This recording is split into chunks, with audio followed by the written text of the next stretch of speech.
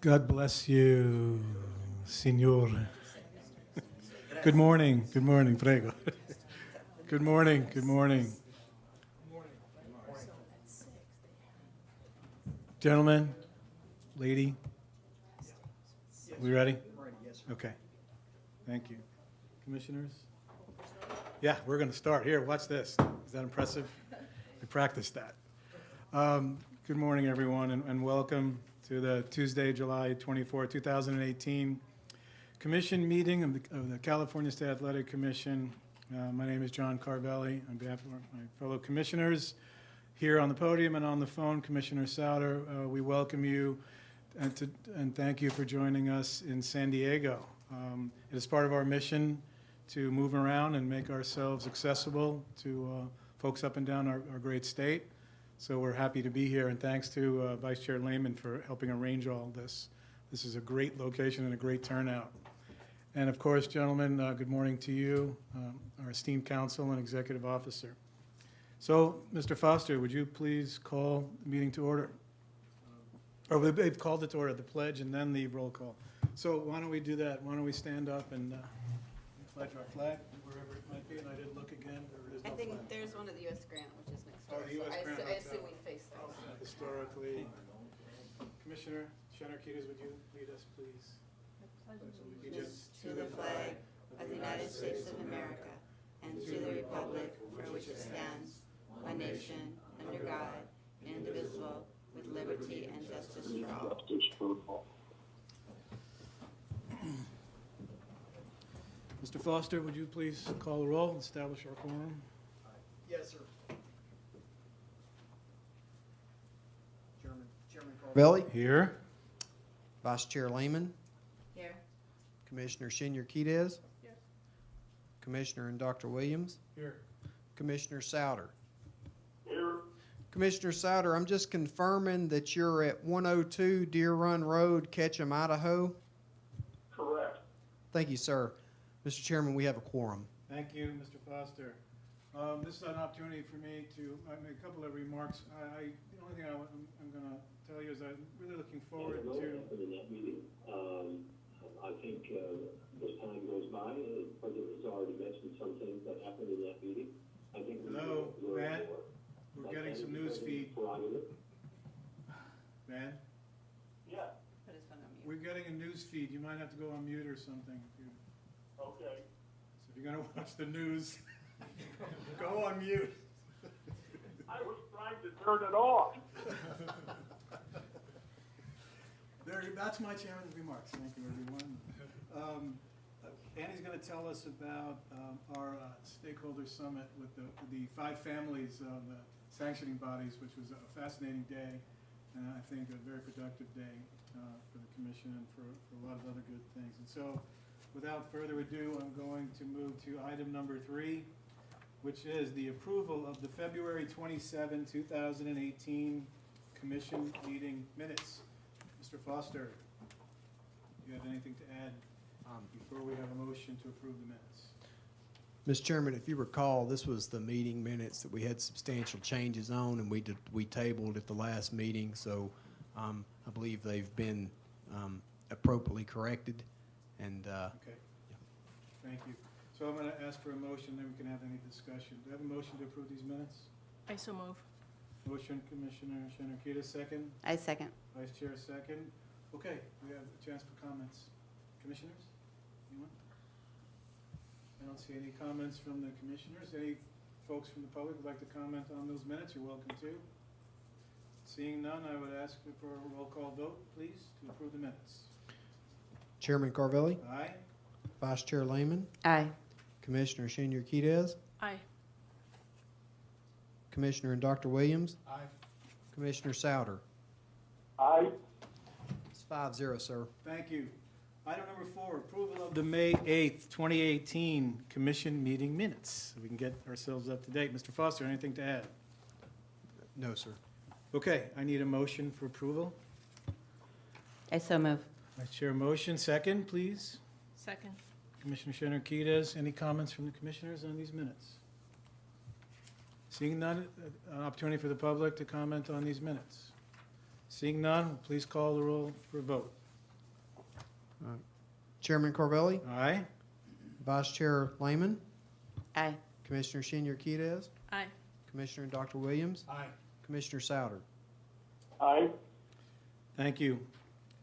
Item number 5, discussion and possible action regarding the upcoming Association of Boxing Commissions meeting and topics that directly affect California, including these three bullet points read, a report on June 7 at the Stakeholder Summit, which was what I was referring to regarding the 10-point plan expansion to address severe weight cutting, dehydration, rapid rehydration in boxing. Also, potential update to sanctioning body ratings criteria, and then boxing registry update. Mr. Foster.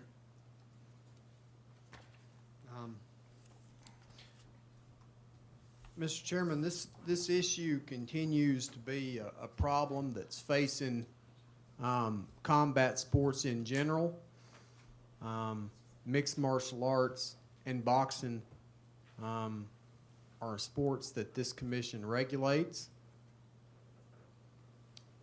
On June the 7th, this commission held a stakeholder meeting that you were present at, Commissioner Senior Quidez was present at, and we invited the WBC, the WBO, the IBF, the WBA, and the IBO, and they all attended.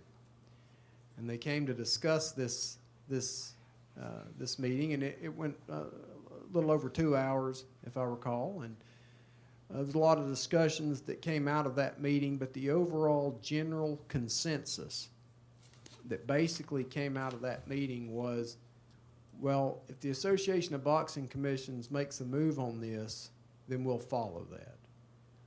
That was the consensus that I got from that meeting. And that makes some degree of sense to look at weight cutting through the ratings criteria through the Ali Act. Because if we do it that way, it's not a California-specific policy. It affects the entire country equally as far as championship fights are concerned. So that's one thing, is it's not a regulatory measure that would put California at a disadvantage. Not that that's my primary concern when it comes to health and safety, but I think it's worth noting and worth mentioning. But the more important thing is, if we do it at the ABC level and it was to pass, boxing will be changed. Championship level boxing will be changed. And some of the critics that I've heard from, because I've talked to lots of people about this, and this was part of the thing, why aren't you doing it for 4s and 6s and non-championship 8-round contests? My response to this commission is we have to take one step at a time. And this is something that we can do.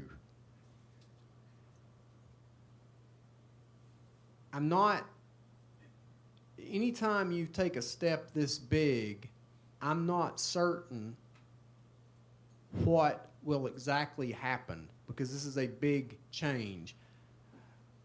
What I can assure you is this situation is not getting better. It's getting worse. We lost the Fresno main event on ESPN due to dehydration. The fighter was hospitalized. That was here in California. So at the state level, what I'm asking the commission to consider doing is move the parts of the 10-point plan that were designed for mixed martial arts into boxing. 2 of the provisions aren't needed. Boxing doesn't need additional weight classes, I can assure you. Okay? And weight classes alone will not solve this problem. I hear that about mixed martial arts. If that was the problem, we wouldn't have lost our main event in Fresno. Okay? What is having a significant impact is the information that the office is receiving from the licensing by the weight class.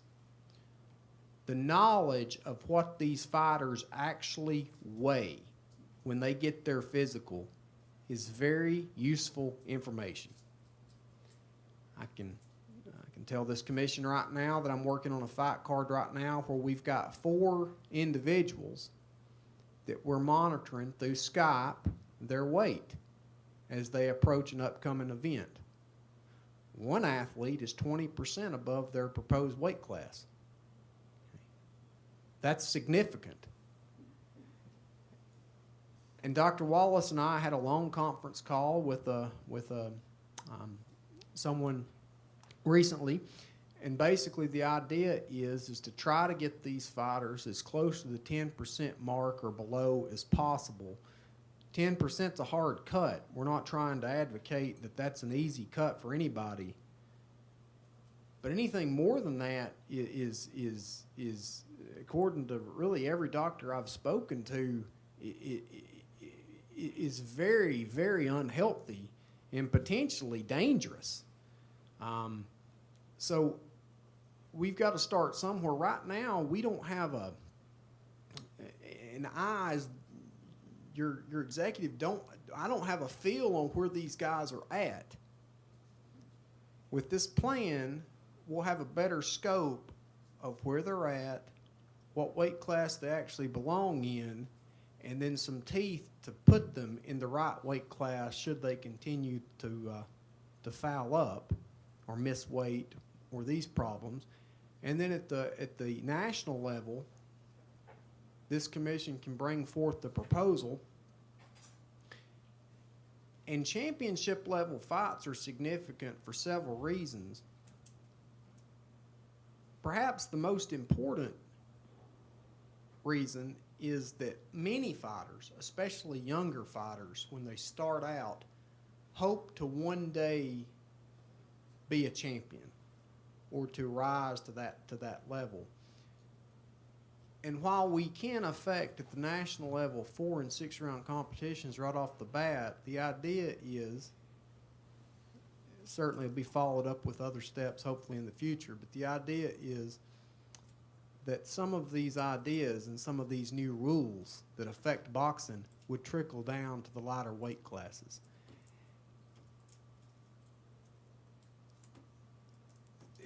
These are big changes, and I want to be very clear to this commission, these are not small changes to anybody. These are not minor tweaks. This is an overhaul. If the commissioners have different ideas or we've looked at this issue for a long time, I don't see a way that we're going to get this done. Some of the ideas I've heard from Greg Serb from Pennsylvania is really pushing this idea of same-day weigh-in. There was a reason commissions went to day before weigh-ins back when they went to day before weigh-ins. I believe it was in '82. So there's that discussion. There's lots of ideas out there, but I think this commission needs to lead. This commission needs to act on this particular subject. Mr. Chairman, that's my narrative. Okay, let's have, this is a discussion item, and we've agendized it so we could give you some direction. I think that's what you're asking for. So maybe, I thought maybe Commissioner Shenarkita, since you were there, you might like to start with your thoughts and we can go down the table. Sure.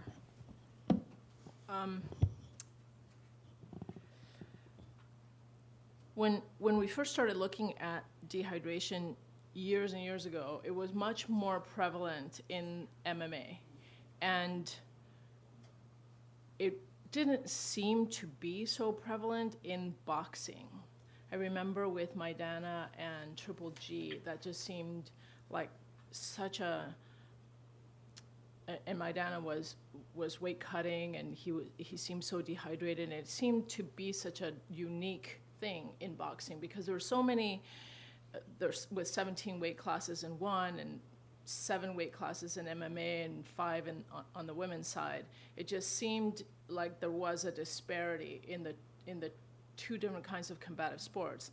But I think as we do a better job with this commission and we have better, bigger, and more events, we also have to balance that out because, and the purses get bigger and the sport gets better, it probably does encourage a certain amount of motivation towards wanting and doing more by the athletes to do whatever it is they need to do to get to that championship level and to fight the championship fights. And so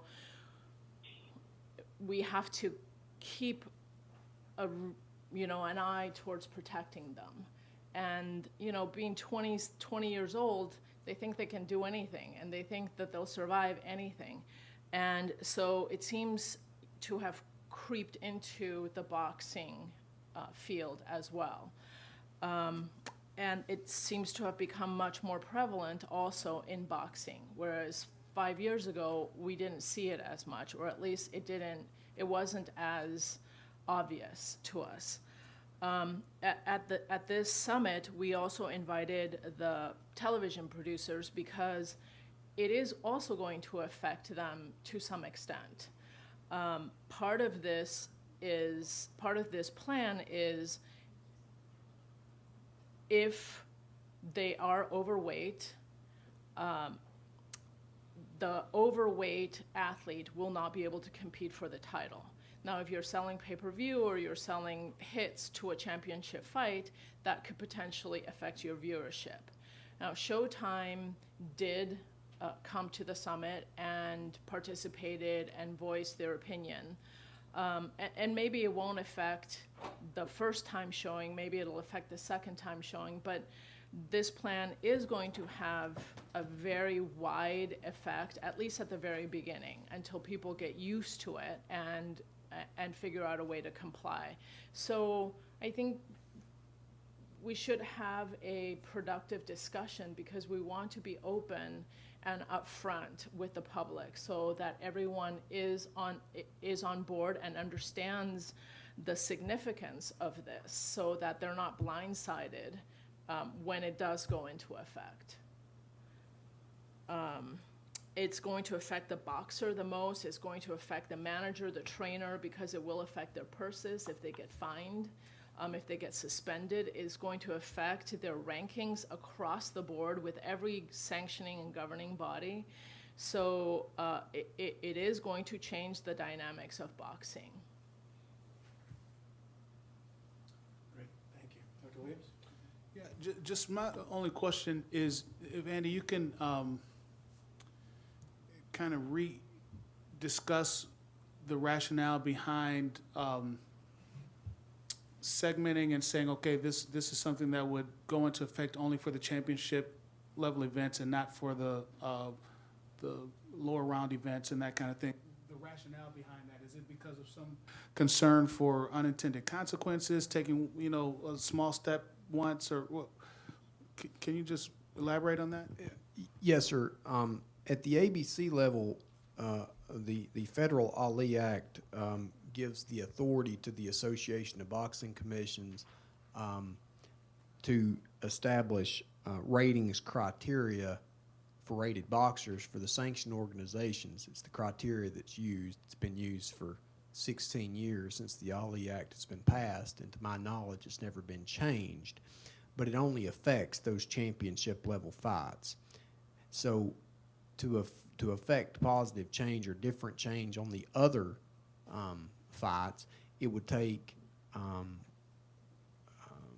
most likely, and I would have to consult with legal, but I can almost assure a regulatory change at the state level, and each individual state would have to change it.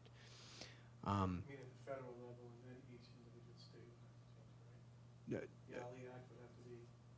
Well, the Ali Act would either have to be expanded to include in a different provision, because 4s and 6s aren't rated. That's federal law. That's federal law, and I can, if with your permission, I can just read. It's a very short section, but I think it's important to kind of understand what we're talking about. Section 11 of the Ali Act, sanctioned organizations. It says objective criteria. Within 2 years of after the date of the enactment of the All League Boxing Reform Act, the Association of Boxing Commissions shall develop and shall approve by no less than a majority of its member state boxing commissioners guidelines for objective and consistent written criteria for the ratings of professional boxers. It is the sense of the Congress that sanctioning bodies and state boxing commissions should follow these ABC guidelines. So that's what we're talking about, but it is for the championship level matches.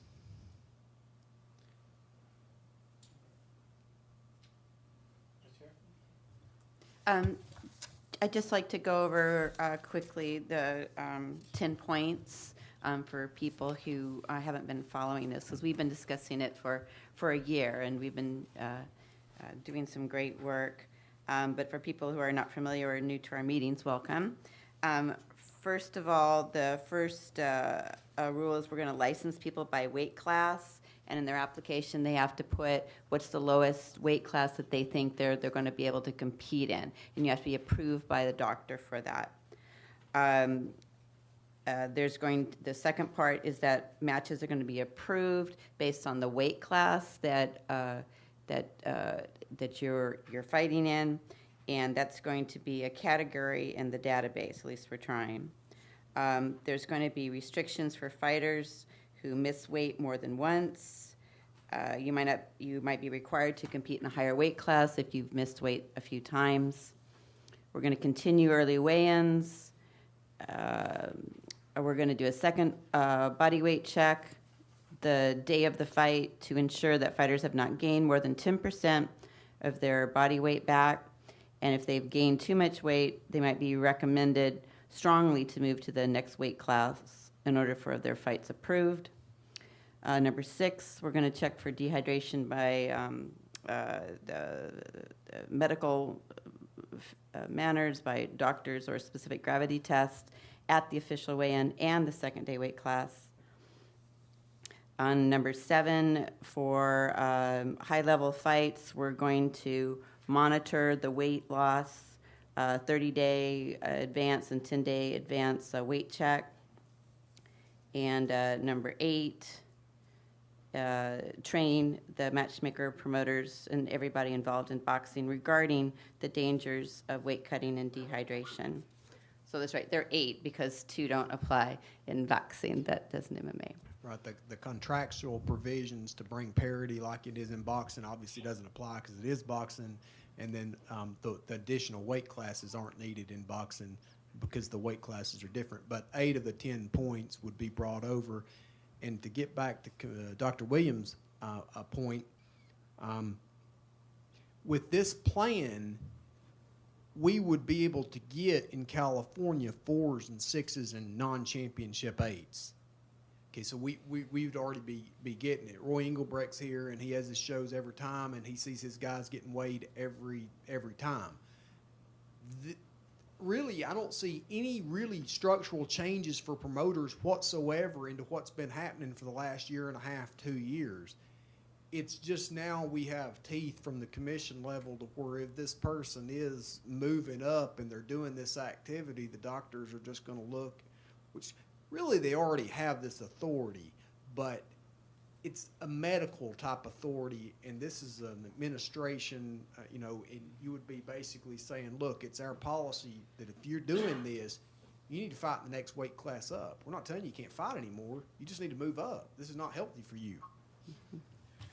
The significant part from the ABC and from the sanctioning body's perspective is that any rated boxer who exceeds the contracted weight will be immediately removed from the ratings of all sanctioning bodies. That's the part that is going to change the dynamics of the ratings criteria in boxing. And also, of course, the fines and potentially the suspensions of the offender, depending on the commission. Go ahead. I don't know if you were done with your comments. I'll just make one more comment. As a former fighter, the best fighters always train as if they were a champion, as if they were fighting for the championship. And so I agree wholeheartedly that the trickle-down effect of not losing more than 10% of your body weight before a fight will affect the shorter round fights.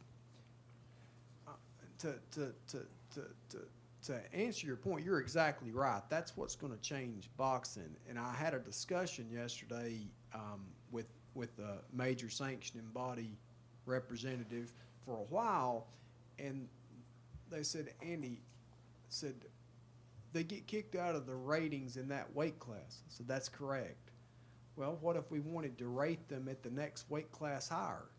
In my view, that's appropriate. That's what should be happening. We're not trying to ruin careers over here or bother people. The sanctioning bodies, in my view, and perhaps this needs clarification, which we have time to clarify this in the thing, and I can work with the commissioners on that before the ABC meeting. We're not trying. They could be rated at the next, and because boxing has pretty, the weight classes are close together. Moving a person from 147 to 154 is not the end of the world for that person's career. If they want to be a welterweight again, there's an avenue in this criteria for them to be a welterweight again and get rated in that criteria again. So this goes to some of the questions I want to ask you, your point. First of all, when is the meeting? Please remind us of. It begins on Saturday of this coming week. The vote is Tuesday, sir, scheduled for Tuesday. A week from today? Yes, sir. Okay, so the public has had access to this packet and this memo that lays out the 8 points, and then Andy has 3 recommendations, which I'm going to get to in a second. But I was also at the meeting, kind of directed the meeting. First of all, I think for the record, we should note, I don't think anyone will disagree, it was a significant day in the history of boxing, in my humble opinion, to have 5 sanctioning bodies come at our request. They were not required to attend. To come at our request to discuss this with us. And as you mentioned, Martha, including people from Showtime and others. So it was a significant meeting, and you should be congratulated for organizing that and the fact that we were able to make it happen. Thank you, sir. I think that was a major accomplishment in and of itself.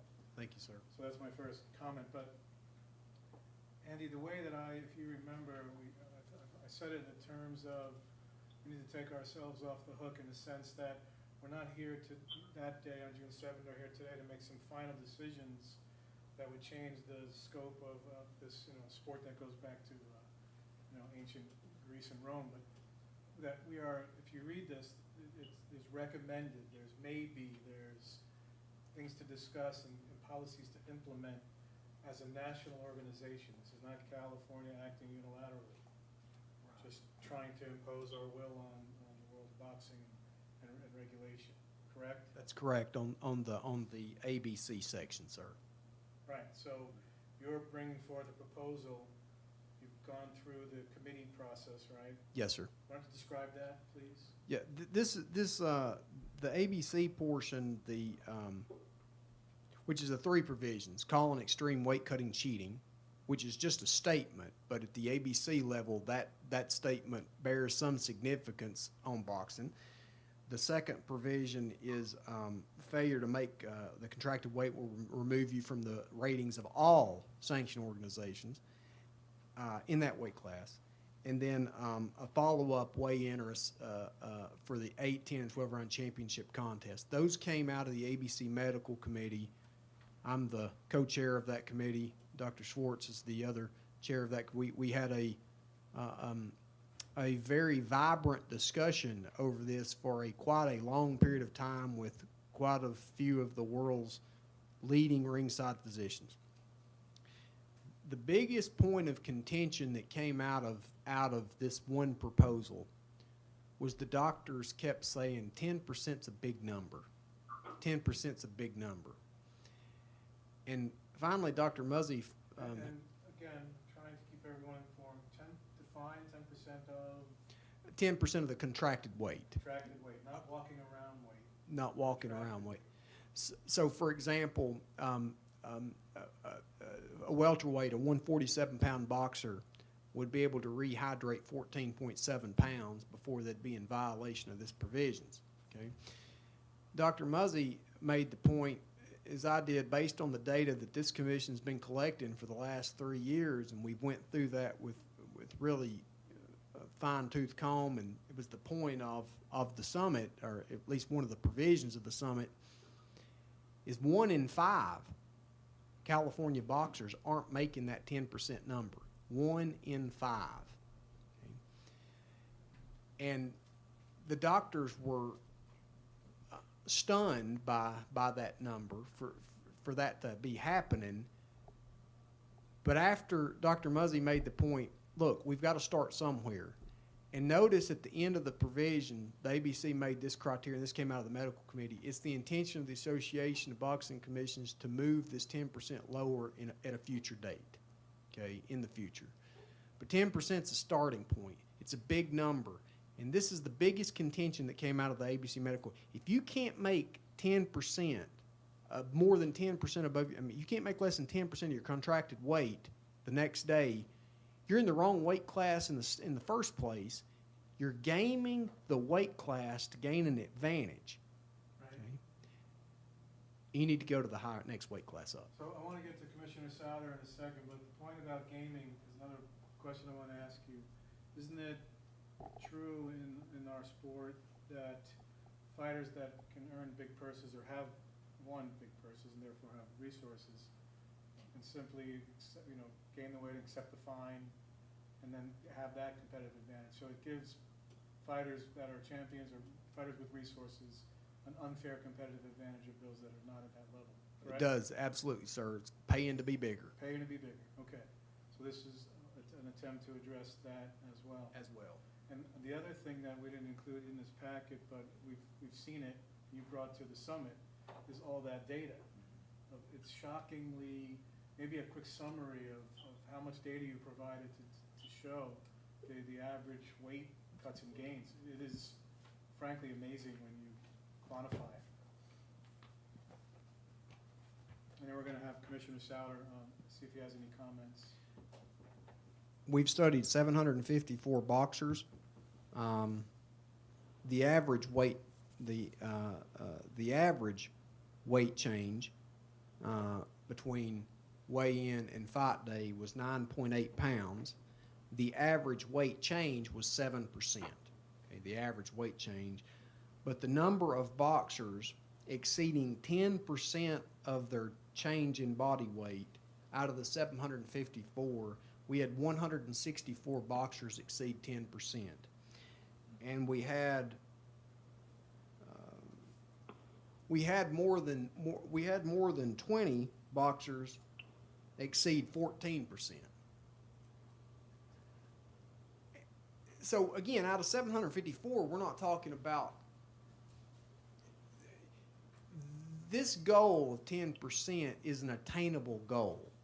And I think that's the point to be made with some dietitian or perhaps the next weight class up or individual boxers, sir, I believe can manage this. This is not some stringent thing but it will become the norm, I believe, if Right. it passes. And so my last point or question is, I feel like it's item number 8 to me is almost the most important in a lot of ways, which is what says again, matchmaker, promoter, trainer, and athlete examination and education regarding weight cutting and dehydration as it relates to offering, accepting, and contracting of bouts. So we're talking about outreach, awareness, and education really is kind of the primary goal here, Yes, sir. particularly at this point. Yes, sir. So Commissioner Souder, do you have some comments, questions? Well, I think it's been an excellent exchange. I don't think I can advance it. I'm just curious. Do we release to the public the weigh-in across the board? Should we be listing the fighters' weight on the dates where they're weighing, so that the public can see what's going on? That's a great question. What do you think? I've been releasing the numbers. It's been the new. It's been something that we've been doing recently. But it'd be important perhaps for the commissioners to weigh in, because I think the public is not quite aware of exactly how much the fighters are gaining. We had a fighter in Bellator the other day. I don't want to tell you wrong. I believe it was 171. And by the way, with this 10-point plan, we were monitoring this fighter. He just got through. We had done weigh-ins with him. He got past us, but we knew about him, and we were following up with him quite often. I would ask about him on a fairly regular basis. He weighed in at 171 and made weight. And the next day he was 198. So Commissioner Souter's point about creating public awareness, in addition to that, I'd be interested in your comments, but I mean, I get questions all the time when people figure out somehow that I'm involved in this. What is a welterweight? Why are there so many weight classes? People have no idea. I can assure you all. You guys know that. They have no idea. None. So what do you think? I don't know, somehow publishing this information, or how, I don't know how we would do it, but it's an interesting Well, idea. first of all, I mean, whenever there's a weigh-in and there's a big fight, the promoters always publish the weights. It hits the news. And especially if somebody doesn't make weight, it always hits the news. It's always a big deal, especially if there's an issue and somebody gets taken out, or a fight gets taken out, or somebody has to replace them, it hits the news. If a fighter can't fight, it hits the news. There are several. Nice off. There are several journalists who have been writing about this dehydration issue. Lance Pugmire, you know, and especially in the MMA industry, but more and more in the boxing industry. We can certainly put it on our social media Right. sites, but it is making the news more and more. Andy has been talking about it, and I don't know how many of you, like I trolled the internet and the papers, and you know, all the time, probably on a daily basis, or at least several times a week, and you see this all the time. Andy's in the media all the time talking about dehydration. He probably only sends the commission, you know, hand-picked articles, but it's actually in the news all the time. To that point, this article came up today on MMA Fighting, one of the sport's most read websites, and the headline kind of says it all. Kevin Lee on MMA's weight cutting issues. Everybody is kind of waiting for somebody to die. So perhaps, Andy, Commissioner Souter's request, we could think about, maybe with Martha's suggestion about social media, putting in, first of all, we'd have to quantify how we do it, and how we, but let's think about that. Let's come up with some thoughts Yeah, for I the think, discussion. let me I'm sorry to interrupt. No, go ahead. It seems to me that it would be very beneficial to notify the press who are at the event of these weights, and to notify the broadcasters of the variances. Yes, you know, when there's a problem, the media reports it, but I think the ultimate impact will be if the public becomes constantly aware is constantly being told of these disparities, some of which are absolutely shocking.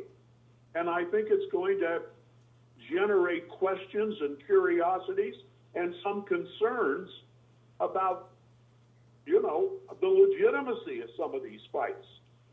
I think the more we can put to the public about this, the more we're going to advance our ultimate goals, which fundamentally come down to the safety of the fighters. And we firmly believe that these procedures now in place across the spectrum of the combat sports are unhealthy, are dangerous. And as that one fighter said that Andy just referenced, the assumption of what he said was, well, we're going to do this until somebody dies. And I think a lot of what we're doing here is trying to prevent that first death. Excellent summation, I think, yeah. So Yeah, let's do some follow-up on that, about how we would release that to the media and what point. right. They'll go with that. More on the Yeah, second and, day and, and, weigh-in. let me add something else. At some point, there's going to be structured betting on fights. That's going to happen. And believe me, a lot of people will be wagering on fights. It's fun. And I think the bettors are going to say, I want to know these details. I have a right to know these details. So, enough for me on it, but I think this is the direction we should be taking, and I think it's part, Mr. Chairman, of the transparency that you have sought during your term. I think that's a great point, Van. So we should publish not just the weigh-in numbers, but the second day weigh-in numbers, what they Absolutely. blow up Yes. to. Yeah. So you have some direction, I think you have some unanimous direction from this commission for you to Yes, sir. follow up on these items. I think that's important. Yes, sir. Excellent, thank you. Anything else? Ben? No, I'm fine. Okay, so I want to get folks up and to give us their thoughts on this stuff, but we have a recommendation. Council, we need to, a motion on a recommendation, a second, a vote, and then? Yes. Okay, To accept the proposal. thank you. Okay, so we have a recommendation here from our executive officer that reads, implement the applicable sections of the 10-point plan for mixed martial arts into boxing and approve the ratings criteria update that will be voted on at the Association of Boxing Commission's annual conference in Orlando next week. Yes, sir. So we have a recommendation. Do I have a motion on that recommendation? I so move. Moved by Commissioner Shannon-Hughes. Do I have a second? Second. Second, Dr. Williams. Thank you, sir. Okay, here's an opportunity to invite you up, and I sure would like to hear from some of you on any of this. So please, come on. I think we need a mic, Grace. Here's a mic. And folks, please do speak into the mic. We are being recorded and broadcast live. And so say your name, your affiliation if you'd like. Tell us what's on your mind. I'm going to sit down if I can, Mr. Chairman. My name is Roy Engelbrecht. I'm a licensed pro boxing and pro MMA promoter, and I have a number of thoughts here. You know, combative sports universe of fans is not very large compared to the other major league sports. So we can't lose any fans. We can't lose one fan. What happened in Fresno, we lost fans. We lost the casual fan. We can't afford, as a promoter, we can't afford. Max Holloway, we lost fans. We, as a businessman, I can't lose fans. And so this has to be addressed. I don't think we're going far enough. I think Commissioner Van Souder was right. Wagering is going to be in every state. The NFL puts out an injury report every day just for this reason. And I've been thinking about this for a year and wrote to Andy. We need to establish a baseline of a weight for a fighter. Yearly. January of each year, every licensed fighter in California gets weighed in at a office. We have $500,000 or whatever in the Neuro Fund. Some of this money is used to implement this program, so that in January of each calendar year, every fighter has a weight. And again, this is just some thoughts. And then that fighter has to weigh in bi-monthly, every 2 months, at an office, an approved commission office, and it goes into a database. This way we monitor that person's weight.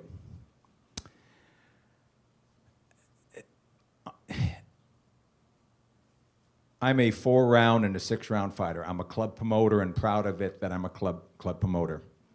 in Andy and Executive Officer Foster's number 2, failure to make contracted weight, removal from ratings. Well, that doesn't affect that 4 or 6 rounder, but we need to start to make them aware that this is not a procedure that we should have. So I like to say that if you miss weight at my Fight Club OC show or my NEIOP show, that fighter is suspended for 90 days. There has to be some teeth, or we're going to see somebody die, or 2 people die, or 3 people die, and then my business is really in trouble because now we've lost some more fans.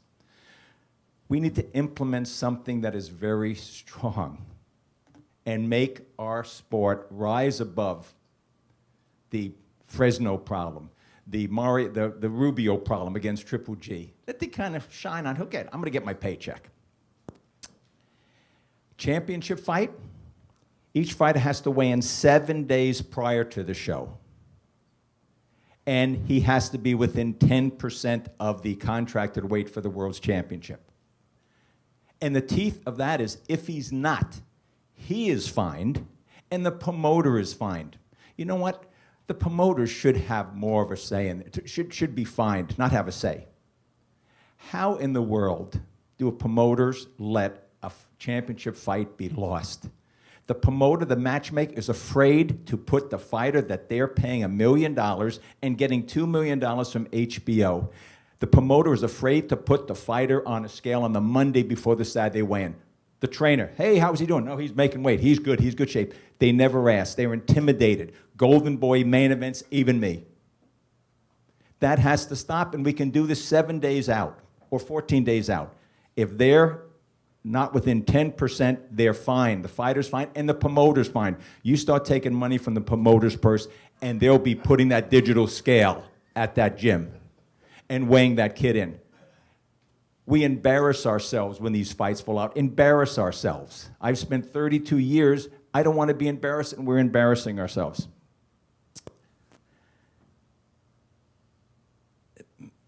I applaud. You know what I think of Executive Officer Andy Foster. I mean, I thank God that we have him here in our state. And for him to spend this time, and you know, I'm kind of a shoot, ready, aim guy. I want to be tougher. We need to address this and be tougher. We're a leader. Let's continue to be a leader. That's my thoughts. Thank you. And you've given that to Andy, Roy, your recommendations? And I will. Please, okay. Are you going to attend the ABC conference? Pardon me, no. Okay.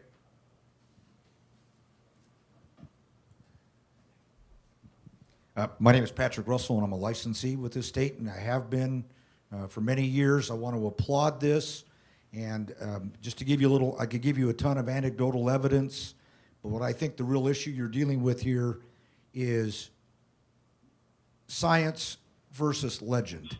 And I really think that the emphasis should be, as the chairman stated, on number 8, which is the education issue. And I think you should make it a requirement of each and every trainer that they go through a presentation and that they sign a waiver that they are going to apply those rules when they train fighters. As a person who had to deal with this at the user end, I can tell you I've seen fighters that nearly fainted on the weigh-ins. I've seen fighters that were so dehydrated that when they got into the ring, literally it was serious. We have some terrific stuff, and I hope it still exists, from Van Buren Lemons, where he put an actual presentation together and studied each and every major event that took place, either death or near death in boxing, going back for 50 years. And it came down to between 125 and 165, and it was always the rehydration, and it was always at the cellular level. It was brilliant stuff that changed the way I did officiating in the ring. And I hope that we incorporate this, and if that's available, that we can put it out there. California leads this nation. California leads the world. And I think the real issue is going to be is getting past the idea that somehow if I can take some starved 125-pound kid and make him a real overweight 147-pound guy, he's going to be stronger. Truth is, that's not true.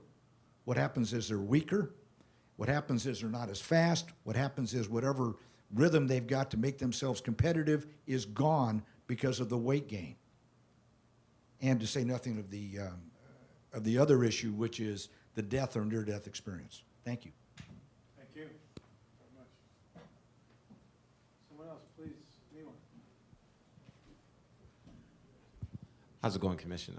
This is my first time attending one of these. Thank you for coming. No, thank you. And I'm currently a fighter, professional fighter.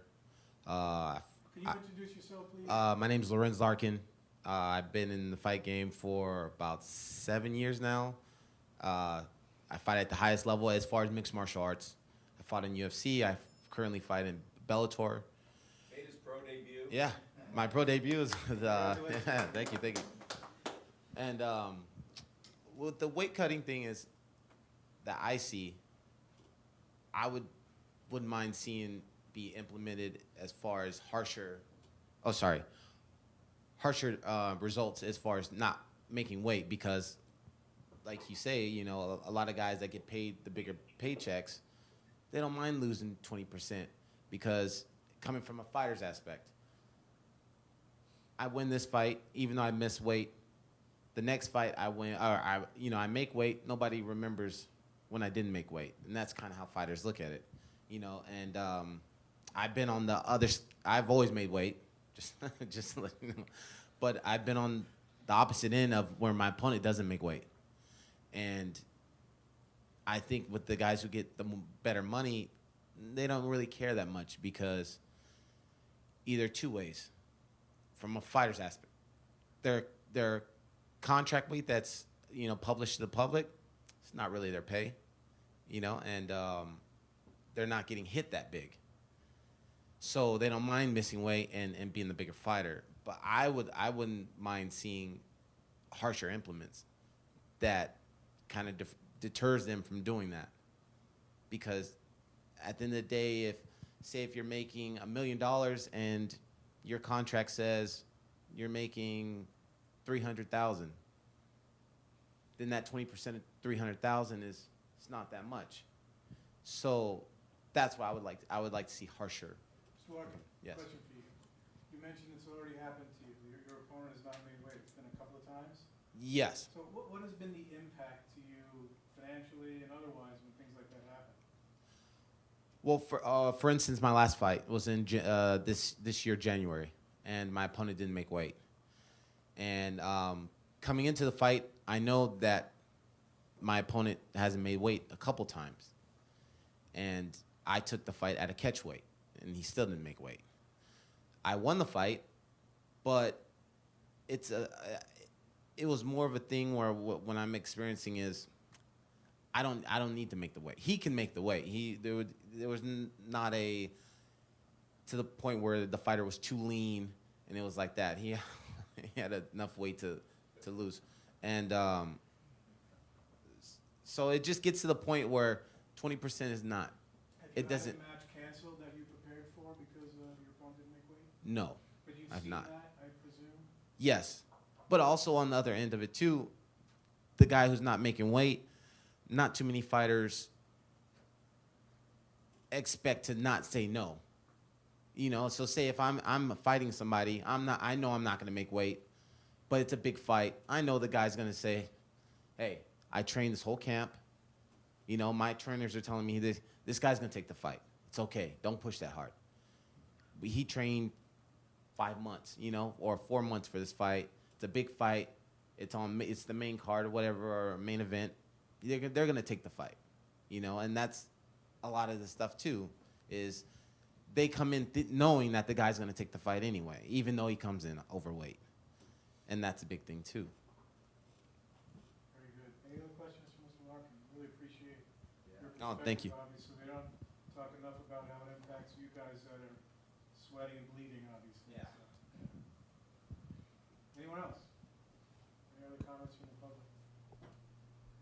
Well, we have a motion and a second to approve the recommendation of Mr. Foster. Commissioners, any other comments before we vote? Seeing none, Mr. Foster, will you call a roll, please, for a vote? Carvelli, Aye. Vice Chair Lehman, Aye. Commissioner Senior Quidez, Aye. Commissioner and Dr. Williams, Aye. Commissioner Souter. Aye. Motion passes 5-0, sir. Congratulations. Keep fighting the good fight, if you'll excuse the pun. Thank you. Item number 6, we have a report on Gender Equity Task Force, on our Gender Equity Task Force. Okay.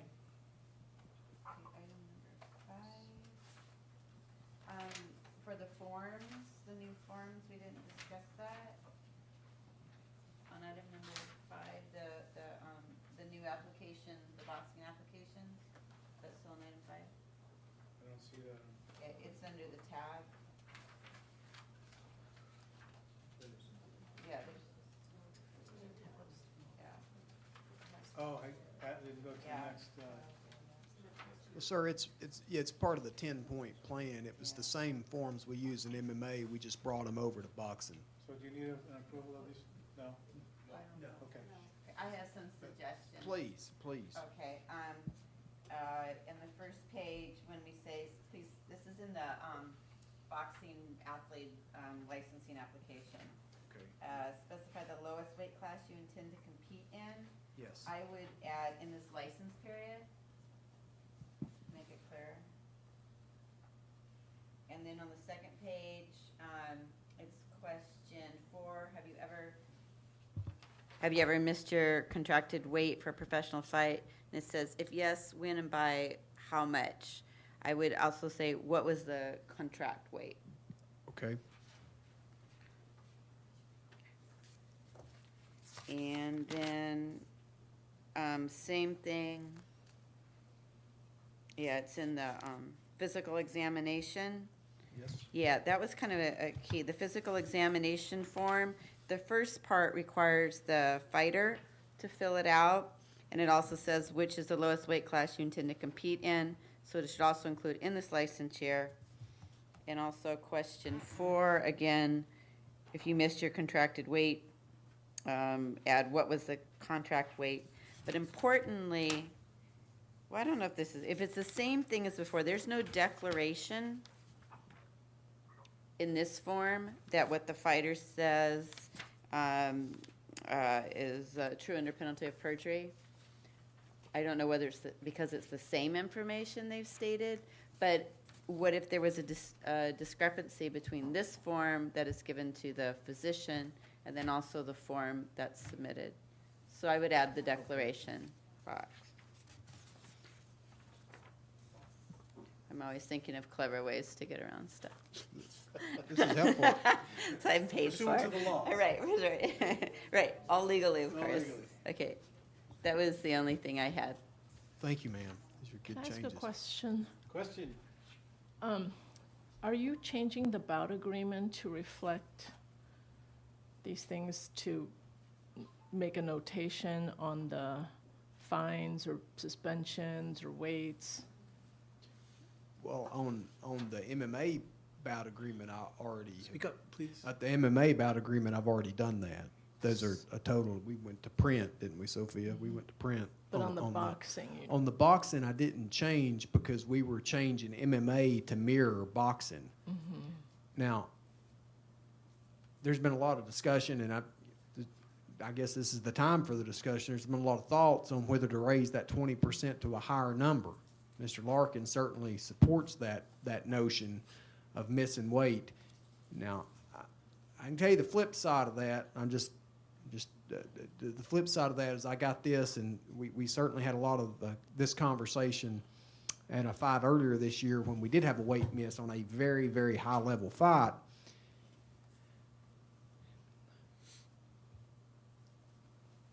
If you go too high, let's call it 50%. If you go too high, the fighter just ain't going to do it anymore. He just won't fight, or she won't fight. They'll just say, no, I'm not doing it. So I think there's a balance there. I agree it needs to be higher than 20, but I don't know what the happy medium is, and that's a discussion for probably a future time. But as it relates to weight, does that answer your question? We have amended the forms for the MMA side. Maybe we should talk about it at another time, and maybe we should think about something like a sliding scale, because I can see where in a smaller bout, something higher is gonna, if somebody's making like $500, that could kill them. But if somebody's making, $9 million and you're only, you know what I mean? There's gonna be a significant difference. But also, I think maybe we need to add some kind of warning or some kind of notation regarding the sanctionings and the fines and penalties so that somebody later can't claim, oh, well, I didn't, you know, and in probably Spanish and other languages and things. We can certainly work on that, and I just want to bring your attention to this one thing that came up this past weekend at our event in San Francisco. And we obviously followed the regulation, but this commission passed a regulation recently that required a minimum purse, $100 a round. Everyone remembers that. Well, we run into the dollar contract issue again on this past weekend. And just for your information, it's pretty insulting to a fighter to have their fighter miss weight and then their bonus be 20 cents. Which is a real thing. Now, it's not anymore. We amended the contracts or whatever, but I know that's at a lower level, but I think it still matters. Right, So to get to your point, right, right. So is this an item we want to agendize for next meeting? Yeah, I Would think you- that's a good idea. Andy, yes, sir. an agenda item for next meeting, please. Okay, you ready to go on to agenda item number 6? Yeah. Report on our Gender Equity Task Force. Commissioners Shannon, Ketas, and Lehman, please.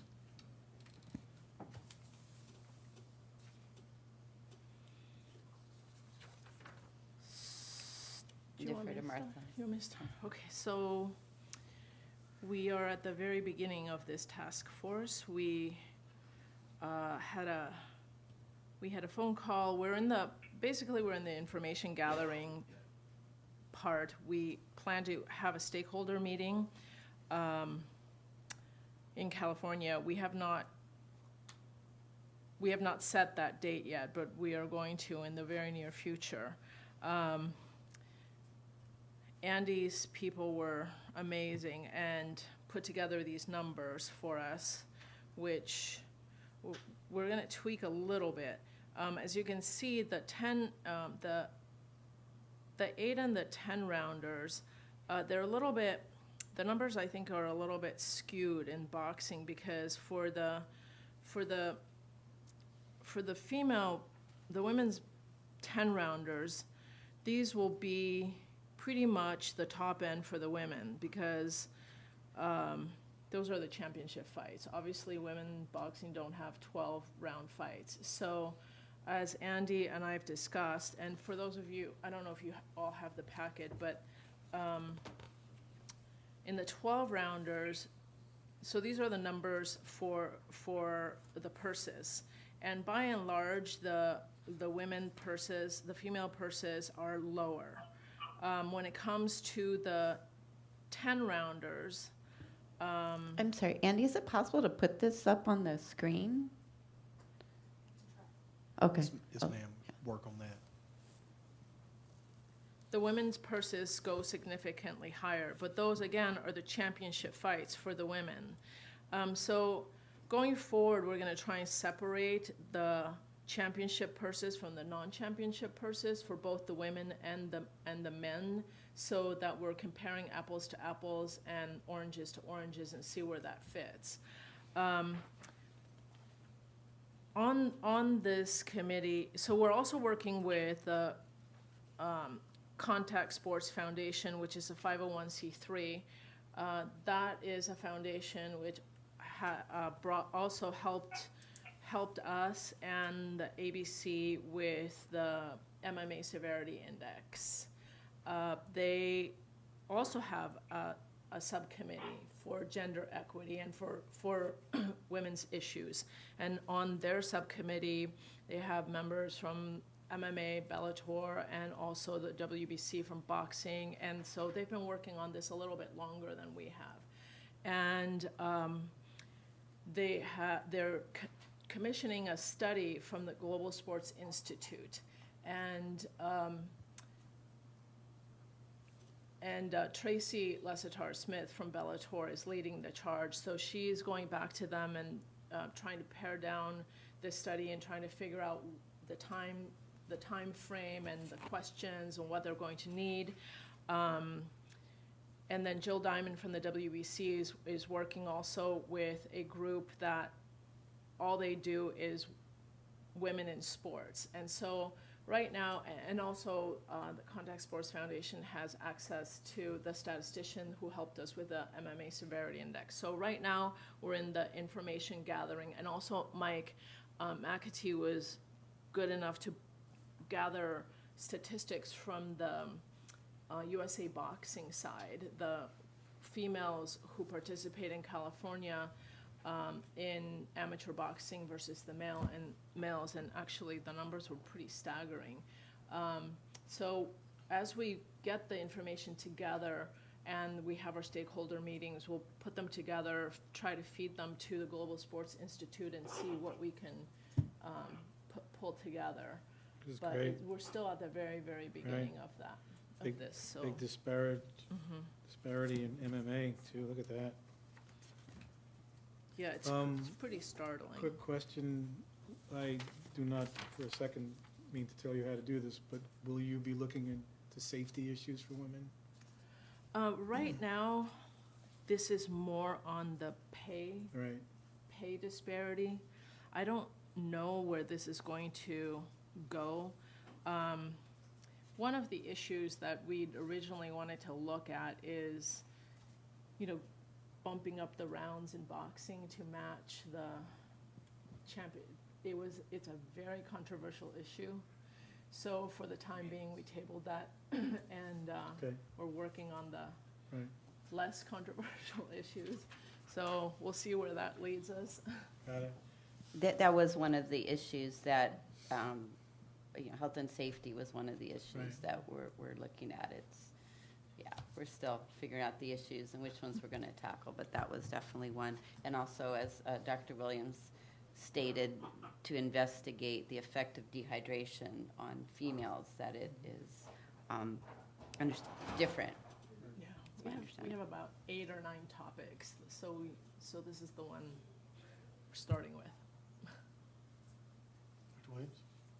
No, the other thing is, we had mentioned before the relative increased risk in traumatic brain injury, females versus males when they're participating in sports with similar rules. So if you look at basketball, you look at soccer, and other sports where the rules are similar, females have a higher incidence of concussive injury.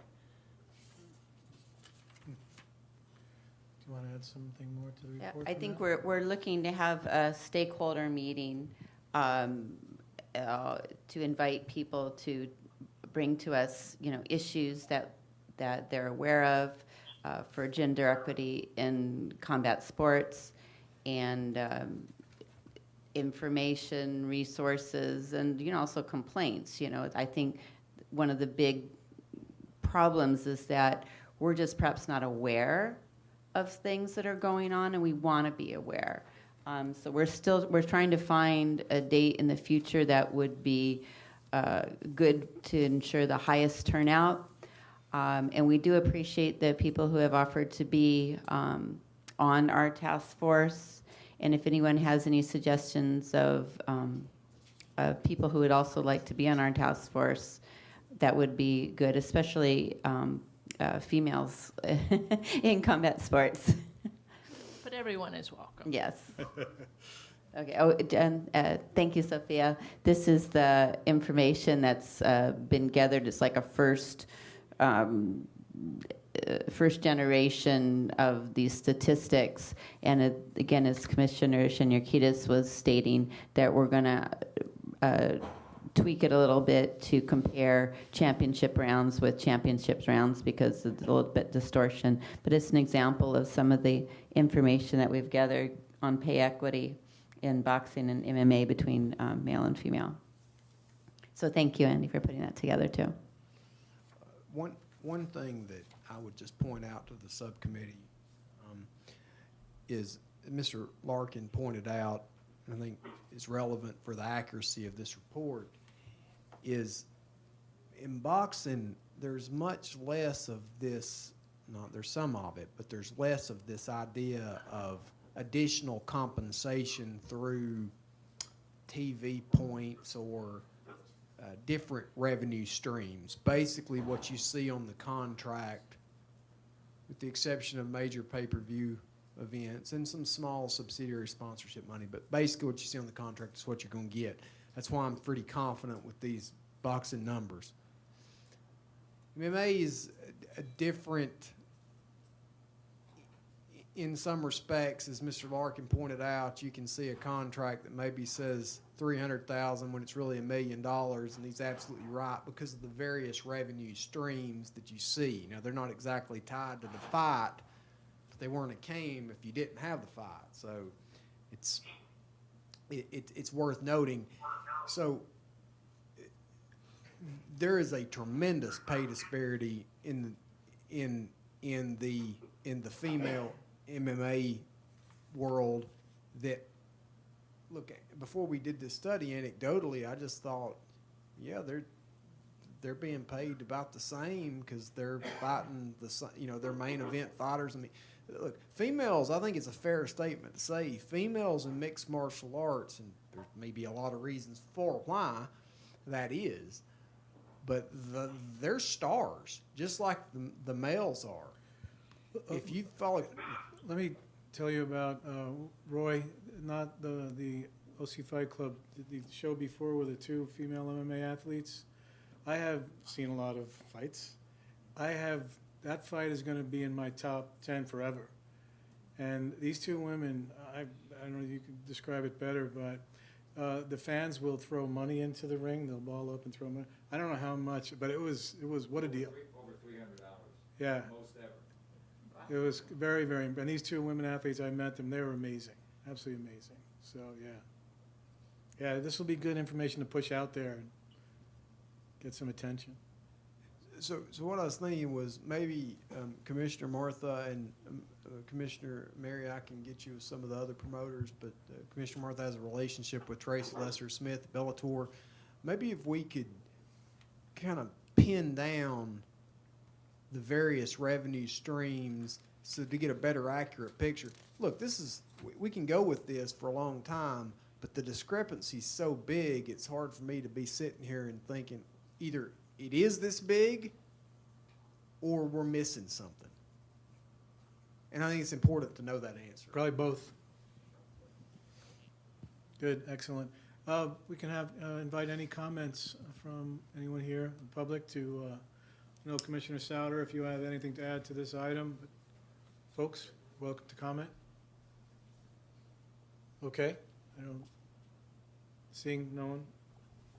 We have a quiet group here today.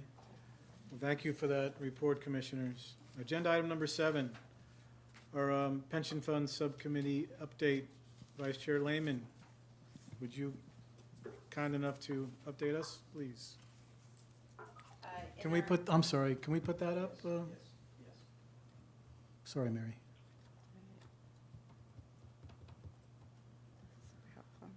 So our Boxers Pension Fund is what we're about to update you all on. So the commission, the Pension Distribution Fund is California. I believe we're the only commission in the nation to have a pension for boxers. Right. And we have millions in that account. And the problem is that there are boxers that are vested and are entitled to a payout, but we can't find them. And we've been trying very hard. So what the criteria, Andy, is like so many rounds within so many years. But basically, I would just say like 10 fights or something. It's like 70 rounds. rounds. 70 bouts? 70 rounds. Rounds, yes. Scheduled rounds. Yeah, not okay. completed rounds. All right. So just an idea, if you know people that have had this, and although there is a vesting period of, is it 55? 50. 50. We do have discretion under the right circumstances to give a pension payout even if people are not 50 years old. So I encourage everybody here, if you know of someone that had a bunch of fights in California, a bunch of rounds, and is around that age, they can call Sophia at the office or Heather, and they'll be happy to look up to see if you have a pension coming to you. And it could be a substantial check and really can make a difference in people's lives. So this is our big thing, is outreach. We've restructured, the pension plan, and it's being administered very, very well. But we're just trying to find those people who are deserving of this pension and have it vested, so we can give that to them. This chart here is our payouts that we've been giving. Again, you'll see like big spikes in 2013, 2014, and that was a big effort to find people that was vested. And I think it's the WBC. Yes, ma'am. That's been doing an excellent job helping us find people, and we think we have plans to formally thank them at some event coming up soon. But again, it's word of mouth. Everybody that's in a gym, just say, hey, there's free money out there. You've earned it, quite frankly, but please help spread the word. What I would like to see, Andy, is for these charts, is it looks like that we're actually giving out less, but we're only giving out less because we did such a good job of catching up. So I'd like to see for the charts, like the vested but not distributed Yes, ma'am. information, because that's helpful. That's what we want to see chipping away. And this chart is kind of misleading because it looks like we're doing less, but we're not. We're just made a big, chip away at the people that are vested that we can't find. Yes, ma'am. We should probably mention that you do not have to be a California resident. You just have to have fought in California those number of rounds within a certain number of years without a break. So you could be a resident from anywhere, and any country, any state, anywhere, and which is probably why we're having a problem finding them. Yes. Thank you. Anyone, any other commissioners' comments on the pension fund or questions? Any members of the public would like to ask any questions about the pension fund? You're welcome to do so. Mr. Larkin, please reintroduce yourself. No, please, that's why you're here. I have an idea what you're going to ask, though. Yeah. Playing the devil's advocate. Is there something maybe getting implemented for the MMA side? We Or in the have- works, Yeah, go ahead. for MMA. Yes.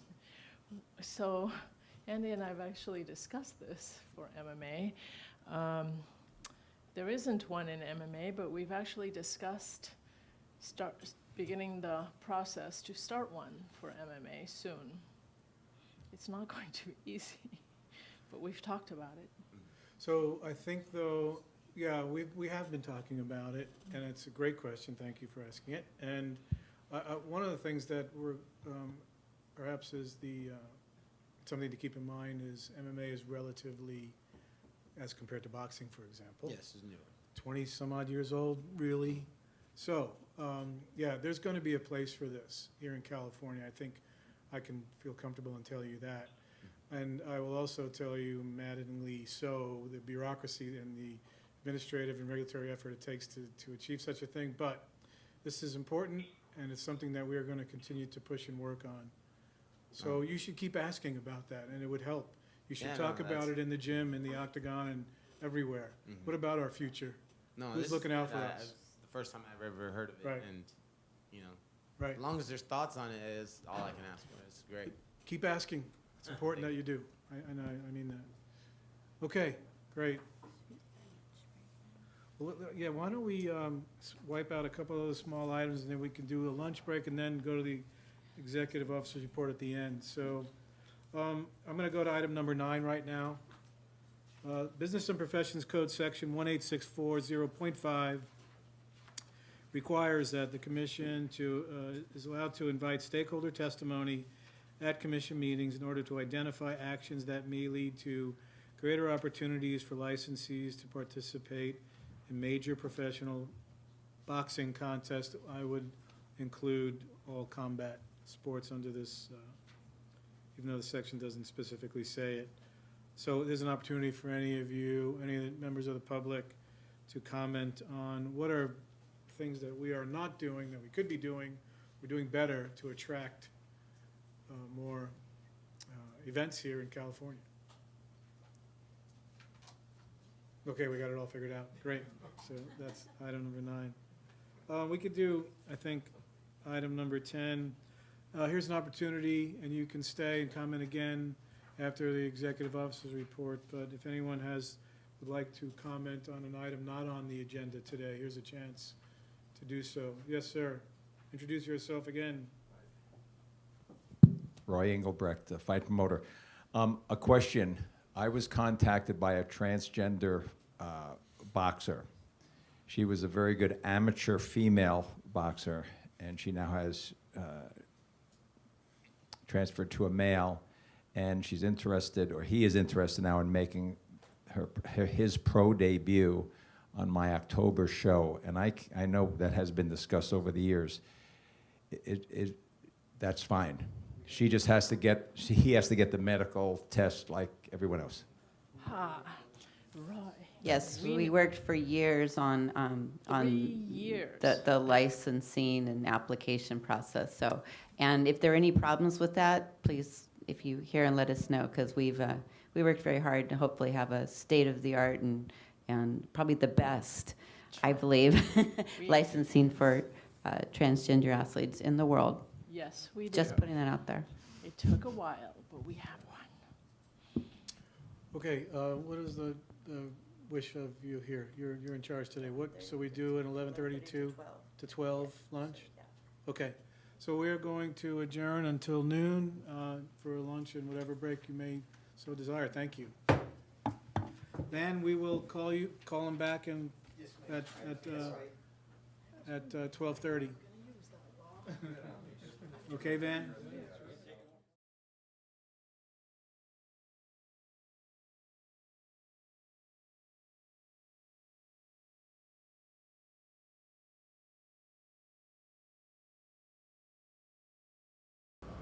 Start over, or I think maybe it just stops the retirement, the pension that he gets, because he's reinstating. He would have to reinstate.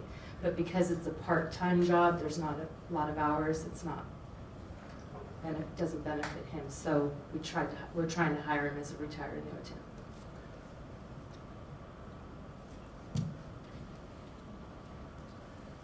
Any other questions on budget matters, commissioners? Okay, Andy?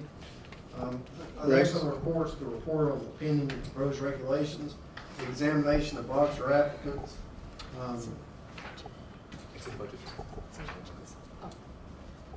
The regulation package is still at DCA. It's, last I heard was it's in the budget office.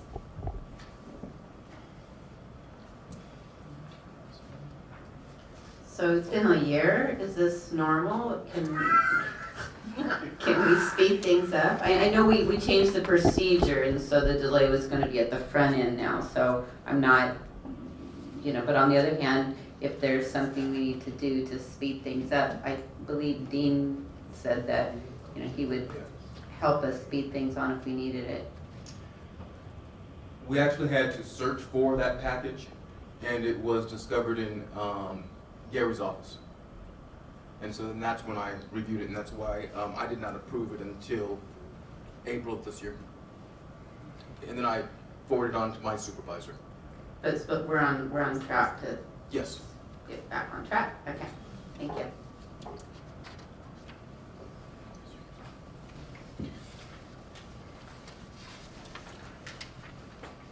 Okay. Sir, the next up is the delegated entities. Notice that the CAMO report has a little bit more detailed financials this time. I don't know if you guys noticed that, but JT provided us at our request a bit more information this time. I think it was what you were looking for, man, the last time, so. There is the balance sheet. Thank you, Andy. You ready? Chairman Carvelli, Commissioners, pleasure to be here. Thanks for coordinating such a nice venue.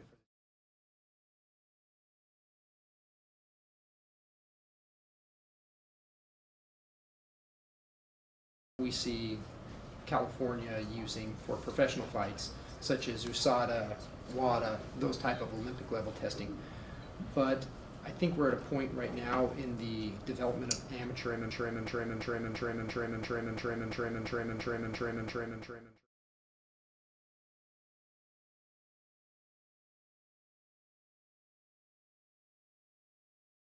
$500. To try to give you an idea of what that is, our event fee for an event, sanctioning fee, is between $1,500 and $1,000. So if you look at doing a test as a, in comparison to the fee that we actually collect for doing the event, although $500 might not seem, That's a lot. it is a lot. But I think I do have some ideas, and I'd like to explore them with Andy Foster about how we can afford these, and maybe looking for a way to implement this by the end of the year. Do you have any ideas on how you're gonna overcome this fee matter? I mean, I don't.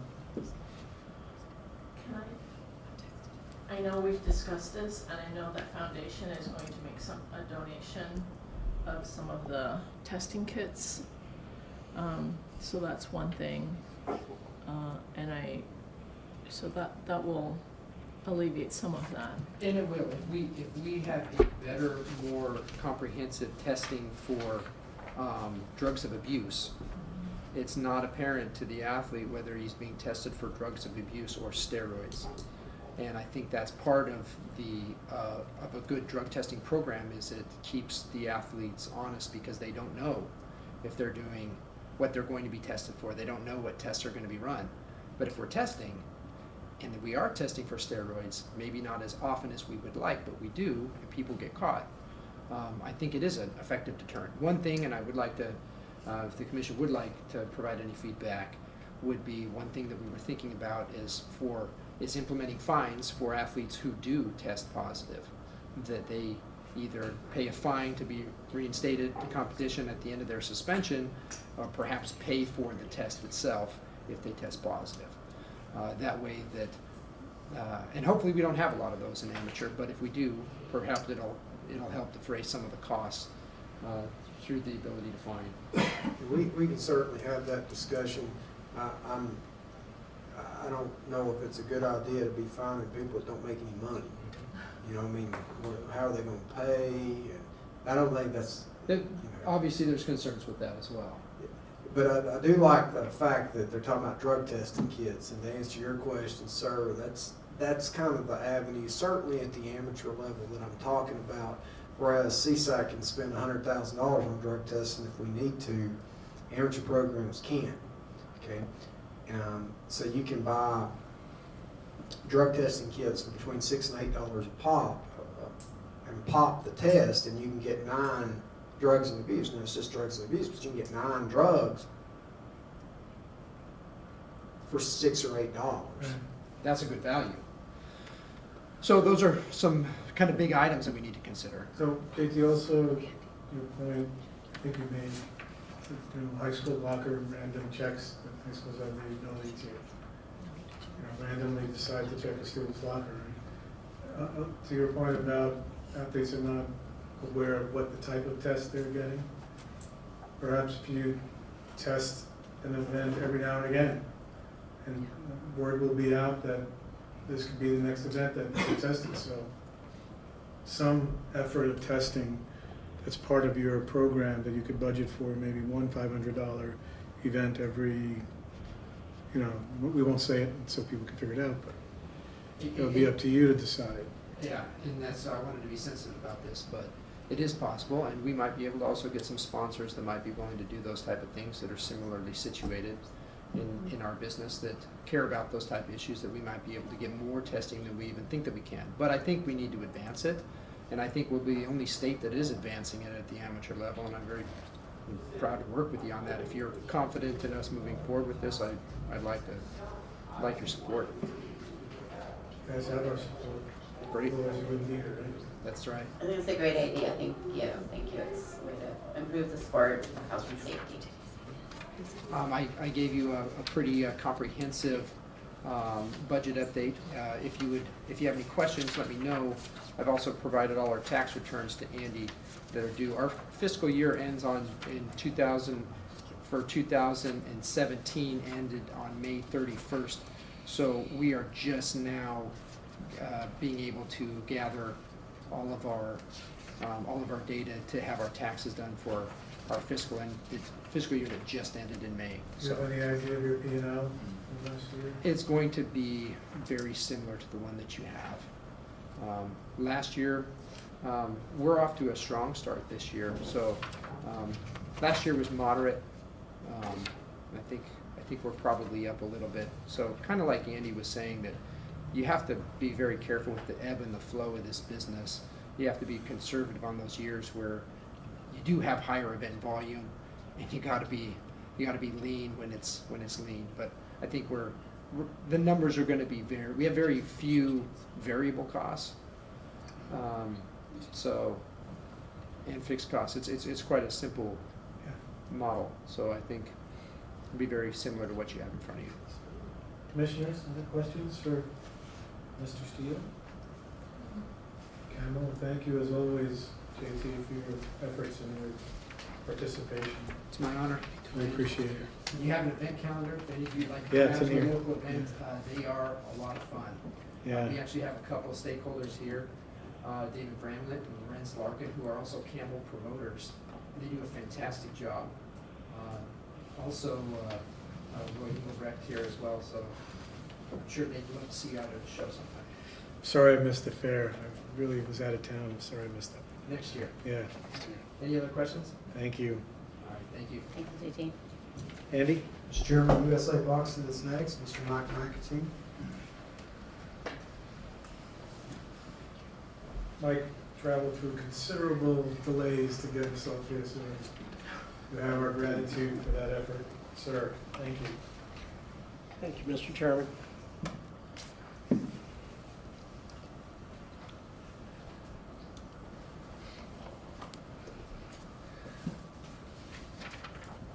My name is Mike McAtee. I'm the Executive Director of USA Boxing, and I'd like to thank the Commission for allowing us to have some time here. We submitted our report, and I think it covers a lot of the information that is required. I can tell you we are just finishing up our 2017 independent audit.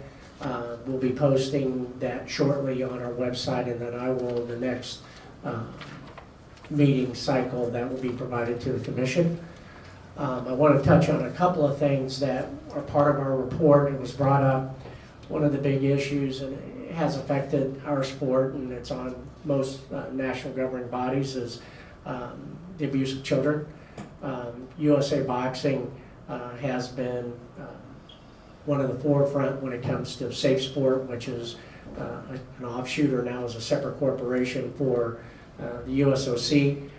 We have mandatory certification for Safe Sport for every non-athlete participant, coach, official, administrator has to renew. When it was originally started several years ago, but 2 years ago it was on a 2-year cycle. The USOC is now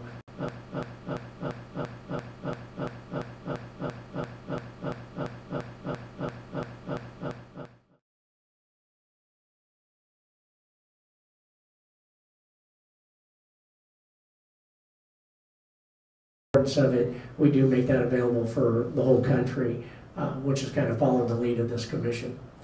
A couple other things of note that I think are important.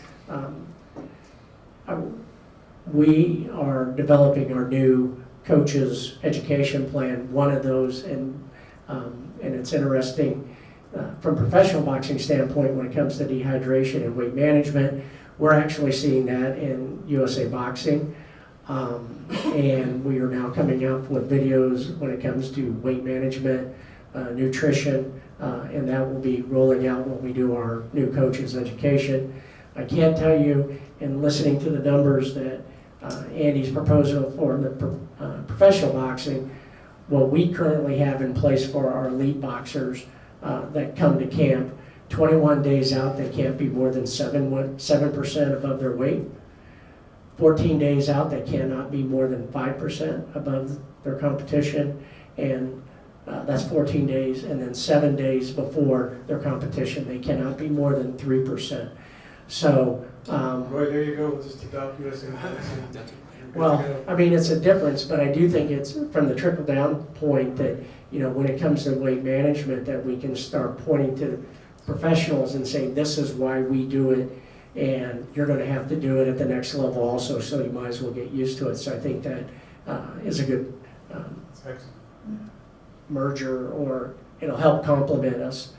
One of the other things, and working with the commission in regards to women's growth, we just passed our strategic plan through our board when it comes to female growth, participation, and one of the big things with USA Boxing is that we're not focusing only on female boxers. Our strategic plan goes till 2028, but in the short term, we're looking at female growth in both boxers, coaches, and officials, and administrators. So our goal for 2020 is to increase female participation by 15%, 2022, 22.5%, and then by 2024, 30% increase. So do you have any thoughts on how you would do that? we have a women's commission, but I think probably the most important thing that we have found is giving opportunity for competition at the grassroots level. We had some very big grassroots tournaments that were not focusing on females and their participation. Over the last 2 years, we've really worked with them. I can tell you that the National Golden Gloves this year was the first time that they had females participating with males. They had 96 females participating at the National Golden Gloves, and if it was not for female participation, it would have been the smallest National Golden Glove tournament in history. So they had great turnout. And then Silver Gloves, which is a very good, long tradition, 50 years of grassroots, they did female boxers along with male boxers at their national championships in February, which was grew their tournament also. So I think our biggest thing is giving more opportunities for females to compete. We're looking for sponsors, and one of the things from a national governing body situation, with combat sports, we've talked to judo, taekwondo, karate, and wrestling. We're hopeful in the next 2 years that we can do an all-women's combat sport initiative where females will be able to not only compete and everybody see them, but then also maybe have an opportunity where they can try the different combat sports. So that's some of our ideas of how we can move forward from the implementing our strategic plan. Why the smaller participation on the male side? Do you have any idea about that? You know, when it comes to boxing, our numbers are up, but you're also having some of our Golden Glove franchises have had less participation. They're moving forward, and I think they're embracing that, you know, what worked 10, 20 years ago at the Golden Glove level, that they're starting to engage in more social media and come more full circle to get a little bit better. We're excited. The leadership of the Golden Gloves is really working with us, and quite frankly, USA Boxing and at the local level and Golden Gloves, there's been some difficulties in the past, but over the last 2 years, we've made great strides in everybody working together and focusing on the boxer.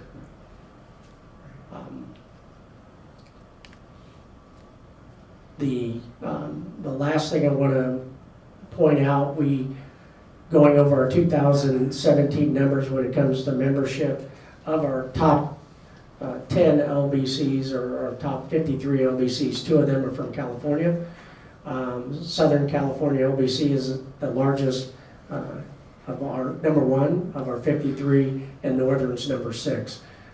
So we know that California is a huge market and great participation here, we're making an effort to also strengthen what we can do here in California. Looking forward to the Olympics. Yes, we are. We're in the march to that. I think it's a great lead up, and we have also started putting out RFPs for national events to try to get bids to be able to bring some Western qualifiers, national championships, and out here in California. There's also been an initiative by USA Wrestling, or excuse me, weightlifting, that we may be partnered with them in regards to an event in Anaheim. Commissioners, do you have questions for? I recall at some point USA Boxing was changing or upgrading its criminal background check procedures from a very simple, like basically felonies, maybe not even that much, bad checks kind of thing, to something more substantial. And I don't think we've asked since then, and I think this was before your time. Do you know what it is now? Yes. When it comes to our background checks that the USOC now has dictated, which would be a more robust, and that has been implemented for over a year now. And I can get you the criteria regarding which felonies would be keep a person from participating. Because of the Ted Stevens Sports Act, certain felonies, individuals can appeal a denial. The way the system works is sexual abuse or abuse of a child is a red light, and that is not appealable. But there are some for yellow lights, which would be individuals that may have had a drug felony, a nonviolent felony, a certain amount of criteria that we have an appeal board that reviews those. So someone may have an opportunity to actually be able to coach or participate. Mike Campbell, who you met last year, last meeting, made a good comment. The sport of amateur boxing or boxing in general is a second path for a lot of young people, and a lot of our members have come from tough neighborhoods, tough backgrounds, and we want to make sure all our boxers are safe, but we also want to give them the opportunities for maybe starting a second avenue in life, and so background checks are important, but we're also not trying to eliminate people that have learned from their mistakes and then moved on. Yeah, well, I'm mostly concerned about the coaching and the, those kinds of backgrounds, particularly when they're dealing with kids, right? Yes. So, okay. All non athlete members, so all coaches, officials, and administrators must have a background check. And then in terms of the females, you and I have talked about this, particularly going into the Olympics, the lack of some of the weight classes, right? Are they adding out 119, or do we know? The IOC has said that they want 8 male weight classes and 5 female weight classes. I know that there was a meeting by AIBA that ended on the 13th of July. I think they're still working with the IOC in regards to weight classes. My guess is that they'll probably be on the female side, maybe one lower weight class and a higher weight class, and then on the male side, there'll be a shrinking down of weight classes on the heavier side. I don't suppose there's any possibility of having an equivalent number, or close to an equivalent number. That is the discussion, and that's the IOC's goal, is that gender neutrality of having the same number of weight classes for participation in other sports. I think that's going to be in the future. The reason being is just the number of female participants doesn't, right now, the numbers don't work out for having more equal number of weight classes when you don't have 50% male-female world participation. So that's we understand we want to increase female participation. AIBA's goal was that they wanted 10 male weight classes and 10 female weight classes. But that was... Because then you're talking about jumping from like 112 to a 125, something like, right? So then you're really encouraging that weight cut. What we will be doing from a national point of view when it comes to our weight classes is that just because there's 8 male weight classes or 5 female weight classes, we will have non-Olympic weight classes at the national level, just so we don't have that problem. I know that's been, in the past, boxing used to have 12 weight classes, they went down to 10.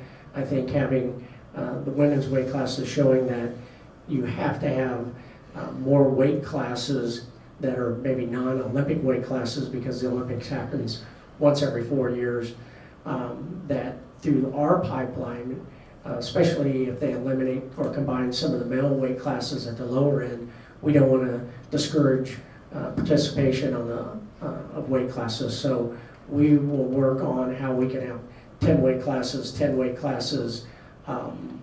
at the national level, international level. We can talk about our what we believe, but as you know, when it comes to international sports, we're one of 201 votes. Commissioners, more any comments for Mike? Questions? Thank you very much. Thank you. Really appreciate that. Thanks, Mike. Well done. Oh, and thank you very much for those statistics. Thank you. It's our pleasure. We look forward to working with that. Yes. To say. The videos you were talking, the training videos you mentioned, can Yes. we see those? Can you send them to Andy? Yes. Thank you. Appreciate those. Yeah. Ultimately, it'll end up probably being over 100 videos for coaches' education, but the nutrition video we're editing right now. Send us the links. Okay. Thanks. Excellent. That's me. Okay. Sir, next is USFL, and John Frank will be coming up, and also part of the USFL presentation is promoters David Bramlett and Lorenz Larkin have asked to address the commission briefly about an event they have coming up, working with John and JT. Great. You guys want to come on up? Come on up. So, John, please. Good afternoon. John Frank, the United States Fight League. Just briefly, I submitted my report. I noticed while I was here on the event since the last commission meeting, I omitted the amount of bouts we had on the June 16th Paris event, which was 17, I'm sorry. So since the last meeting, we basically had 91 bouts contained within 7 events. 2 of them, we had 2 injuries. One was a 17-year-old who had a fractured hand on May 12th, and one of them was a 14-year-old who fractured his arm on July 7th. And the fracture was from actually a takedown where he posted on his hand and got hurt. And it was not initially detected, I guess adrenaline, but after he cooled off, he came back and saw the doc and said his arm hurt a little bit. So it was something that was after the fact, but we do have it in our report. So I have our upcoming events. Hopefully more will be added, but that's what we have for the end of the year. I don't know if you have questions on those. Looks like you're getting busier.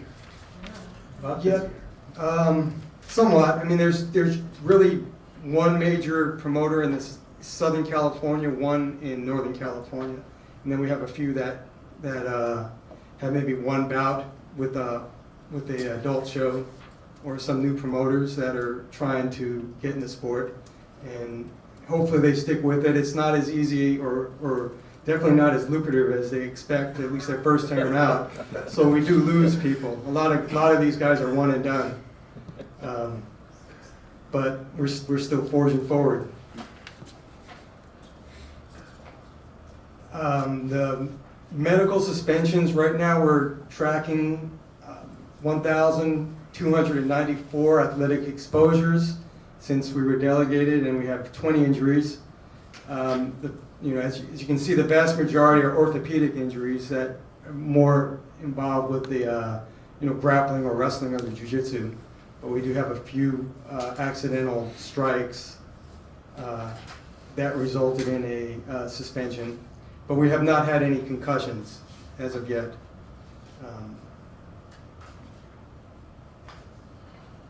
With that, I believe Dr. Adam Brooks, who is one of the two physicians that have been tracking our injuries since for about 4 years now, are going to make a presentation this October before the Association of Ringside Physicians in Las Vegas. And they're not on the agenda, but they have spoken to Dr. Musi, who invited them to speak because he's, from what I understand, he's also doing a study on it, or he commissioned a study on youth mixed martial arts. Musi has? Yes. But there's not really youth mixed martial arts anywhere else to evaluate. We do have some events in Florida and Missouri, but I mean, the vast majority is in California. You guys still doing joint events with Camel? We still do joint events with Camel. Actually, the two promoters sitting next to me do 2 large events, joint events. Morning is USFL and the afternoon is Camel. And then our other major promoter in Sacramento does the same thing. They actually even throw some jiu-jitsu matches in there too, so they do 3 sports. That seems to work best for the promoters, where they can cover a lot of the costs with the camo and then throw in some of the kids' matches. Have you been giving Andy any financial information? Have you? With that, I noticed yesterday I looked at the commission website and I saw everybody had a financial report. I'm not sure if I was supposed to give one for this, so I printed something out that goes from January to June. I can pass it up. I don't think that you would appreciate that. Right, thank you. Okay, so, but you can tell us how you do it. Since I asked, then you can give it to Andy. Yeah. Okay, and we did submit our annual one at the end of the year. But the numbers don't look very good on this paper here from June, but I can tell you since June we're doing better. We've gotten more licenses, so we're actually out of the red now. We're in the black, and I'm just trying to build that, knowing that come around December we have to pay for our all our insurances, and that usually eats up some of it. But I think last year we redeveloped the website, which took a big chunk of the money, and we're also still working on permanent solution for a database. We have 2 different entities, one of them that made the presentation about a year ago, and we're also working on another one that supposedly IMAP was going to use, but it skipped them and went to us. And it's also, they need to do several tweaks, but both of them do contain that medical tracking suspension that was in that presentation from last year, if you remember. It's just, it's not as easy as they thought, and mostly for me, I'm more concerned about user friendliness, because some of our athletes' parents have a lot of difficulty registering their kids just with what we have now, and it's just a basic jot form spreadsheet, just uploading their physicals, their birth certificates in a secure manner, and this works very well, but it's a lot harder for them to accomplish these tasks.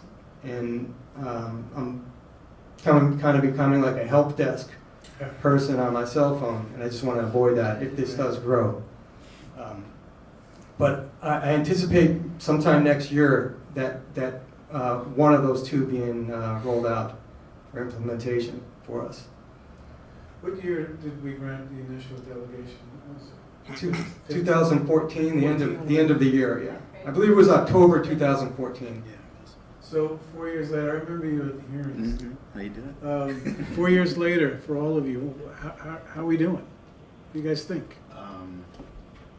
Any of you? Go down the line? Yeah. It's growing. I think that the challenges have been, unlike, I had mentioned earlier in the discussion, unlike boxing, people, if you wanted to open up a boxing gym, you're going to become a boxing trainer, you're going to get taken care of your licensing, and your kids that join your boxing gym do it to box. That's still not the case for kids martial arts, pancration or mixed martial arts. You know, most of the schools out there are not involved with the sport. They're commercial schools, and a lot of the kids are not trained to the degree where they can participate. So we do have a really small percentage of the community that are participating. So it's growing, but it's growing slowly because it's a big learning curve for taking your students from your commercial school and putting them in a competition format, and they don't know where that bar is. You know, the bar is probably the best kid fighter in their school against the community of fighters. So a lot of them, again, it's a lot of one and done. So the commercial school is the karate store and the strip mall, is that what you're? There's a lot of kids mixed martial arts schools that are actually probably more kids mixed martial arts, you know, quote unquote, than karate schools these days, and jiu-jitsu. But you know, what they teach is varying degrees of, you know, being able to get their students proficient enough to participate. So it's been a challenge getting a larger pool of kids. It's kind of like, if you remember back in the old Japan and Pride, you have the same fighters all the time in the events. It's kind of like the circuit of kids. They're constantly in the same events. So we're just trying to get a wider pool to help the sport grow, and also to get, you know, good matches. Tighter matches in age and weight and skill. So it's been growing, but slow and steady. Have you graduated some kids up into the camo and above yet, or? We have a lot of kids in camo, and they actually compete in the same shows that the kids are in a lot of times. And some of the kids became coaches. And we do, you know, since prior to our delegation, when we had the events, we actually have a UFC champion that was a USFL kid, a one champion from from in Asia, and then we have a top-ranked Bellator kid who will probably be a champion, Aaron Pico. So we may have three belt holders in three of the major organizations that came from the Youth Development League shortly. So I know Commissioner Satter is thinking about this, so I'm going to steal his ideas. So we've got to get you guys some attention. So we've got to put some information about that out there. You know, generally the attention usually is not the attention we wanted in the past. So we're still very, you know. But now you have a 4-year story of kids that are graduating into coaches, community leaders, advanced athletes, competing at higher levels, professionals. You need to get that story out. And that should attract some, Andy can help you with this.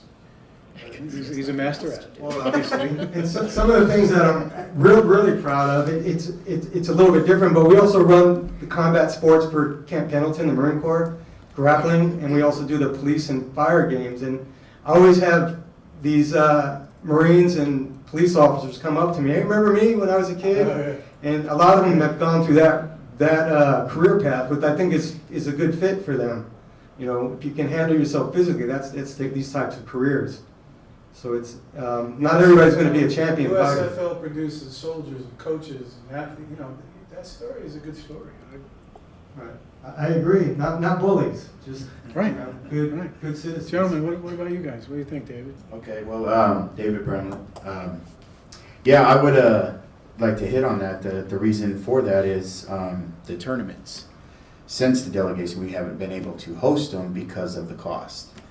That just with 150, 200 kids to do all that is just we couldn't afford it. Right. So I think that's where maybe we can meet with Andy Foster on a separate meeting, kind of come up with a game plan to get tournaments going again and implement that. That's the one thing that I think will make the sport grow, is doing beginner tournaments for the youth that are just starting out. And then also doing our national. We do one national once a year. I mean, we've got kids coming July 28th all the way from Florida, Colorado, Northern California. Yeah, South Carolina. I'm actually taking my son out to Missouri to compete. August 3rd. So I'm trying to support the other states as well, and I think with a national tournament, we can do that. However, we might need to, again, work with Andy. Maybe we can come up with something and make this work. And I'm sure he's happy to help you, right? well, I mean, I don't. There's a lot of things going on out there that I think what we have is a safer program, and it will work better for the youth and our development program. That's what we really want. So to get back to that, we need that. We need those tournaments. Can I tell you something? Sure. There's a guy up in Canada who has, now he calls it youth MMA. I don't know what kind of rules and regulations he fights under, but he's Chinese Canadian, but he will pay your way to Canada. He's just developing. He's got some fighters that went into the UFC, but he'll pay your way to go up there and do a tournament. So, but all our competitors are here. So I can host a tournament up there, but. No, he's a promoter. Right, so he's gonna host it. He can host it, and then you can just talk to him about. So I can bring my one kid up there? Or however many kids you want to, but he'll pay. So he's gonna pay airfare, for 200 hotel. kids to compete. Well, how about How about, let's look into that, this could be a good idea. Well, I'm just trying to be realistic. I mean, I no offense, trust me, no offense. So he's got his own kids, Mhm. and so they will tell you weights, matches, whatever, and then Right. you can just liaise with them, whether it's 10, Okay, I'll 15, definitely, and whatever. maybe after the meeting. So I'll give you the guy's Yeah, name that'd be- and contact information, and you guys can, or you can promote here, and he'll bring them down Right. here. Okay, yeah, that's what we'd like to do, is do a national here locally. Bring more events to California, bring more people in, and just make this sport grow. I think it's a really it benefited my son a lot. So, from a person that has done it, I'd like to do that, so. Can I ask, what are the costs that make it, why is it cost prohibitive to do a tournament? Basically, we need to have a doctor at every mat. So if we run 8 to 10 mats at a time, you're talking a doctor at each one. The doctors range anywhere from $500 to $1,000 per show. So I mean, you're looking $8,000 just for doctors. The injuries. Yeah, you can't. There's just no way to do it. The cost for an ambulance at $145 an hour. That's on the cheap end. There's just certain things that maybe we can sit down and work out and try to make it work. Because I really believe in the developmental program for the tournaments. That's where we first started, was doing the tournaments. And the only reason that you would compete in the cage is if you were an all-star. You had to have many tournaments, and they worked to get to that level. But now you can have a kid with 3 months training, and they're competing in a cage. Which we match up appropriately with another kid with the same training. But then they get one match, they're done in a minute. To where a tournament, they can do multiple matches, multiple growth, just stuff like that. That's what we really want. How many tournaments has USFL had since the delegation? 0. Zero. And that's because of cost? Yes. This was my main concern because I was part of this back in 2011, before it was regulated. And I used to do beginner tournaments on top of jiu-jitsu tournaments with the all-star shows it was a whole day event. And I mean, we had lots of participation. People from Arizona just coming out, and it was great. No injuries, very minor, which you can see, so. We'd really like to get this back. Andy, were you gonna say? Yeah, I have some ideas, and I'll work with David on it. Okay. And I'll look at the bylaws and the rules of the USFL. The reason I have some ideas, and I'm not saying it transports exactly, but you remember a couple of years ago, Bellator decided they were gonna run a tournament. You might have been in it, friends, or certainly you might have been on the card. No, but there's You know what the I'm talking welterweight about. is this. Yeah, There's some. and this was before this last one. Okay, Before okay. the heavyweight, they decided they were gonna do one.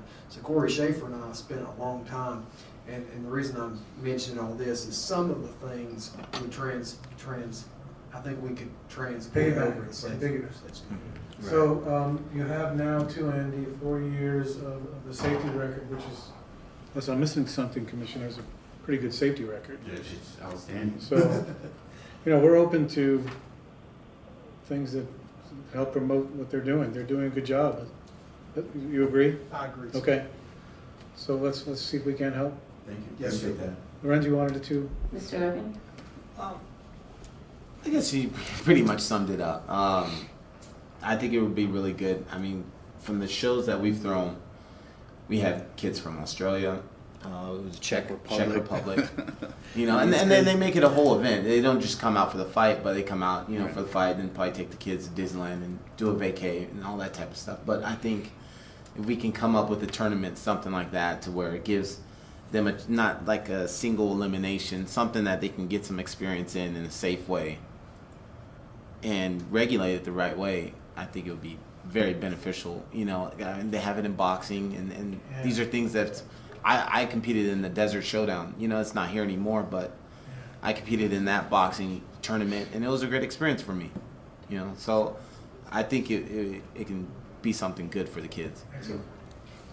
Yeah, UFC is owned by a big organization here in California to help support youth athletics.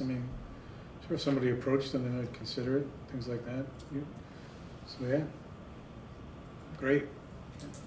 Well, so good job over 4 years, and we'll try, I know Andy will do his best to assist you. Commissioners, any other questions for John and these gentlemen? Commissioner Souter, you good over there? I'm all set, thank you. I'd be happy to chip in with Andy for discussions about promotion. Okay. Thank you, sir. Thank you for your time. Thank you, Yeah. John. Thank you, John. Thank you. Andy, you have anything on IKF for us? Yes, sir. As you know, this is Steve's big tournament in Florida. This is his time over there, so he's absent, but absent with notification. His report is, I'm going to speak for Commissioner Lehman, but I think he updated this to kind of more what you were looking for, especially with the suspensions. Of note, I think this is worth pointing out to the commissioners, and it's just, we saw Camo's numbers. I know what USFL's numbers are. You saw USA Boxing's numbers. I find it interesting in some respects that through 7 months of the year, the IKF does this many events. Its gross revenue is $33,590. That's a lot of events to regulate for that. And obviously, there's been some events where CSAC we've had some synergies, and there's been some degree of, I suppose, cost savings on their part, but it's also cost savings on our part. So that it's not a totally one-sided thing, but I don't know. It just seems like that. It seems like this was a financially, and you can see that Steve, if you go to some of his events, he follows up with these people. It's a regulated event. It's real. this doesn't seem like this is a grossly exorbitant licensing fees for this many events. I don't know if the commissioners have any thoughts on that. I'm not sure what your point is, He frankly. doesn't make a lot of money for how much he does. So does he want a fee increase? No, sir, I was a little bit, when we started looking at the financials, I just thought, no, he's not asking for a fee increase at all. I just thought it was interesting. It seems like he's in it because he cares about the sport. He's not in it to make money. That's correct. I mean, IKF California is a nonprofit. I mean, it doesn't. Okay. And I know it's a big help to us. And that was for sort of the point the where I was delegation to handle and regulate and safely monitor these events, because for us to do it, it would not be cost efficient, and also a little bit beyond our expertise. It would be about triple this. That's a good point. What are his expenses? Is he in the black or is he in the red in California? It doesn't seem like he. I'm not specifically asked him that. I can have that breakdown, because I'd like to see that. I can imagine he's in the black with this number. I can't imagine either, because he always has people there. Yeah, I mean, that's what I'm saying is, and that's why I mentioned this is not like some shell game where there's no people. There's people at these Yeah, events that are showing up. Yeah. I've been to his events, and it's not just like one person. He has people there. That's it. We should ask. So, other than that, I mean, he's got his suspensions listed out. He's had 22 events since the beginning of January. And his license and fees his number of licenses are laid out there. I mean, he's licensed over 700 people. I find, it's helpful. Great. Any other questions about ICAF delegation report? Okay, Andy, I think you're on D, update on C3 Logic's concussion program. Yes, sir. I spoke to Frank Karuba for lengthy conversation last week, and we're in the process of expanding our location that you can get this testing done at. But I've also encouraged Mr. Karuba to reach out to Dr. Glepman's office, because so many of our medicals in Southern California are done at this one office. It would make some degree of sense if we could have that test done there, since all the other medicals are done, maybe not directly in the office, but certainly right there in that complex. So I think that's some degree of sense if we can look out for that, but also expanding it to the other places, because even though Dr. Glepman does a lot, he doesn't do all, of course. And we're talking about expanding the places, so I will be following up with you very shortly on that. We're also talking about, of course, with the fighter's permission. That's the most important part. I'll have to work with Spencer on that. I think our form already does it, but sharing the information with specifically the Ultimate Fighting Championships doctors, because they're now implementing the C3 Logics as well. Dr. Williams just visited the Performance Institute, I think, between the last meeting. And it makes some degree of sense if we have fighters that have been tested to share that information, or vice versa if they have it, so that it's not duplicative testing in a short period of time. I'm talking about a short period of time. So we're talking about that. We're certainly not making, but we're talking about that. We're close to 900 tests at this point to meet our goal. Certainly, I will make sure that our goal's met. We're in a new fiscal year now, so I have new spending authority, so I feel comfortable we can get that done. We just had 6 events this past weekend, so our numbers are going to be up. That's excellent. That's another great thing to go into sunset review with. Yes, sir. And activity and the data that we've collected. I think we have to figure out, we'll talk about it with this commission, what we're going to do with that data. Yes, sir, and it's my hope before the next meeting in October that we'll have a MAC meeting, and at that point, Dr. Williams and I will be able to come back to this commission and have a more intelligent discussion about what we're gonna do with it. Be great. Thank you. Dr. Williams, anything? No, I think you said it all, and I don't have anything to add. Okay. It's a great job having tested that many people in this period of time. You know, that's great. I think you're right. If we can expand the number of opportunities and options in terms of getting people tested, then that'll help a lot as well. Okay, thank you. Since this event schedule come out, as you know, the event changes and this thing's not up to date, obviously. This weekend's event's not on here, huh? Right, it should be. Am I missing something? It's on the agenda though. Ring Star I mean, is a it's on hidden, the. Yeah, I it don't was a know. hidden sale. Apparently it was a hidden sale, but that event is certainly happening. It got hidden before it got printed.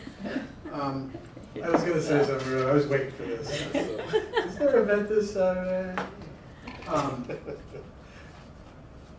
But what's not on here is, obviously it is on here, I would bring the commissioner's attention to 9/8. That's a major event at the Forum, that's Superfly 3. It's Tom Loeffler's event, Superfly 3. I want to bring the commissioner's attention to this event for a particular reason. 8/11, that's at the Avalon Theater in Hollywood, it's Golden Boy event. What makes this a bit noteworthy, to my knowledge, Roy may be able to help me here, but to my knowledge, this will be the first time that we've had a world title fight only streamed. Not with TV and streamed, about only streamed. And it's a deal, the world title fights, as the commissioners know, are not low budget events. It's not a low budget. The reason I point that out is it's important for the commissioners to understand, and for me as an executive officer to understand, our industry and the way our finances and the way this industry is getting content is changing. It's changing rather quickly. 2 or 3 years ago,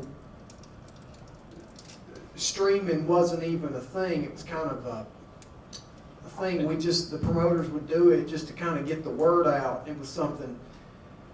This company called The Zone is how they say it, but Matchroom Entertainment, Matchroom Eddie Hearn, he just got a license with us here in California. His first event's not on the schedule here. It's a new event, 10/20 at the StubHub Center. It's going to be streamed. Widely reported in the press and everything that deal with The Zone and Eddie Hearn's company was worth $1 billion. $1 billion.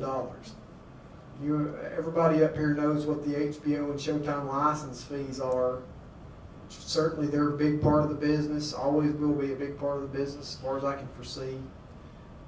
But $1 billion tells me that now streaming is a viable market, it's a real market, and with that kind of money, I don't think they're going anywhere. So our first event is not with, I don't believe that's The Zone, it's another one, but the streaming's here. And it's something that, sir, you and I will be addressing next time around. So how does our revenue, our TV revenue, does it apply to streaming? Yes, Yeah, right, I was just thinking that, but yes, it has to. it does, but we're gonna clarify language. But it's broadcast and it's exploitation. And I mean, my view is that it absolutely does. Yeah. That's my view, Mr. Walker. I agree with that. Yeah, now, and sir, that with your permission and with the commission's permission, we'll seek clarifying language just in the future when there's something else, because these things are changing and there's various, and really I'm having to really get up to speed on these various things because of the way it's changing. But to point out for the event schedule, our first streaming event for World Title Fights on 8/11, if you can make it out, it's kind of an interesting milestone in the commission's history. It's our first time. So can you note that on these events and add back the events that are missing and send it out as an email? Yes, sir. Yes, sir. We have an accurate calendar. I believe the Golden Boy event is a Facebook Watch, is their new agreement with Facebook Watch, which is digital. The October 20th is, and what's happening is now, these live streaming become a subscription service. The Eddie Hearns Matchroom and their new DAZN network, you pay $4.99 a month, and you get these on your iPad, it's all digital. Like ESPN Plus. Yeah, so you would have to, you'd have to look at how do you charge a promoter who's just getting a little portion of that subscription for that show. But that's where it's going right now. Digital is going to be. So I watch the World Cup. Yeah, what is the difference if it's an event, we have event fee? How does this change for us? Why do we need to see clarification? If there's an event, we get paid a fee, right? TV tax isn't. Yeah, it's a TV unclear tax. whether the TV tax covers it. There's several pieces of the clarification that I think should be seeked, and since you asked, I'd like to comment on it. One of them is it's not just TV revenue. It could be this something similar, the streaming revenue. The other side of it is, Hang on, before you jump off that, streaming has to be watched on a monitor, TV, right? Yes, sir. Oh, but this is a TV? On That your has to be clarified, on a devices have to be? screen. It's a screen, but it can be a phone screen, a computer screen, it can be internet TV, so it's just digital. So you subscribe to it. It's like Amazon, right? No, it can be like ESPN Plus. So ESPN Plus, you get on and it's on the internet. So you subscribe, it's like, You download an app. Yeah. And that would be your, Or app, you it's- pay for that. right, it's like UFC. Yes. Yeah, you get on, but the revenue stream is, so I pay, like ESPN Plus, I pay $5 a month. But they also have revenue from all the advertisement that comes in through it. So like when you get on the internet, you know how you get bombarded by all this so they will pay, advertisers will pay to advertise as you're watching that stuff. So they have revenue stream from that. Just like they buy commercials on TV. Right, exactly. So they will get revenues from, which is why it's $1 billion. So they get revenue from that. They get revenue from everybody paying into it. So there are several revenue sources from that. It's not just the $5 a month. So we don't really know what, all the stuff that comes into that. So it's it's a whole new business model. That's not TV, regular TV, and it's not cable TV, and it's not pay-per-view. So we need to look into it. But it's not ultimately new. I mean, it's, you've got the YouTube model, you've got the UFC model, you've got the, it's not that new. We're just old coming into it. But I view my television at home as a giant computer. I mean, I'm watching Amazon and Netflix and YouTube and Yeah, absolutely. Apple, and so that's all out there. Absolutely. I mean, Yeah, absolutely. That's why we have to change. so we need to clarify this stuff. Okay, yeah, it'd be interesting to know what we need to. I don't necessarily believe that it needs to be clarified. Yeah, I mean, It says a fee of up to 5% to be established by the commission through regulations to become operative on or before July 1, 2008, and updated periodically as needed of the gross price exclusive of any federal tax paid thereon for the sale, lease, or other exploitation. I think that's it right there, the streaming, is other exploitation. That's what I've been using. so yeah, that's my question. Why do we need clarification? We get paid. Okay, no, that's. Yeah, whoever's listening, we get paid. Thank you.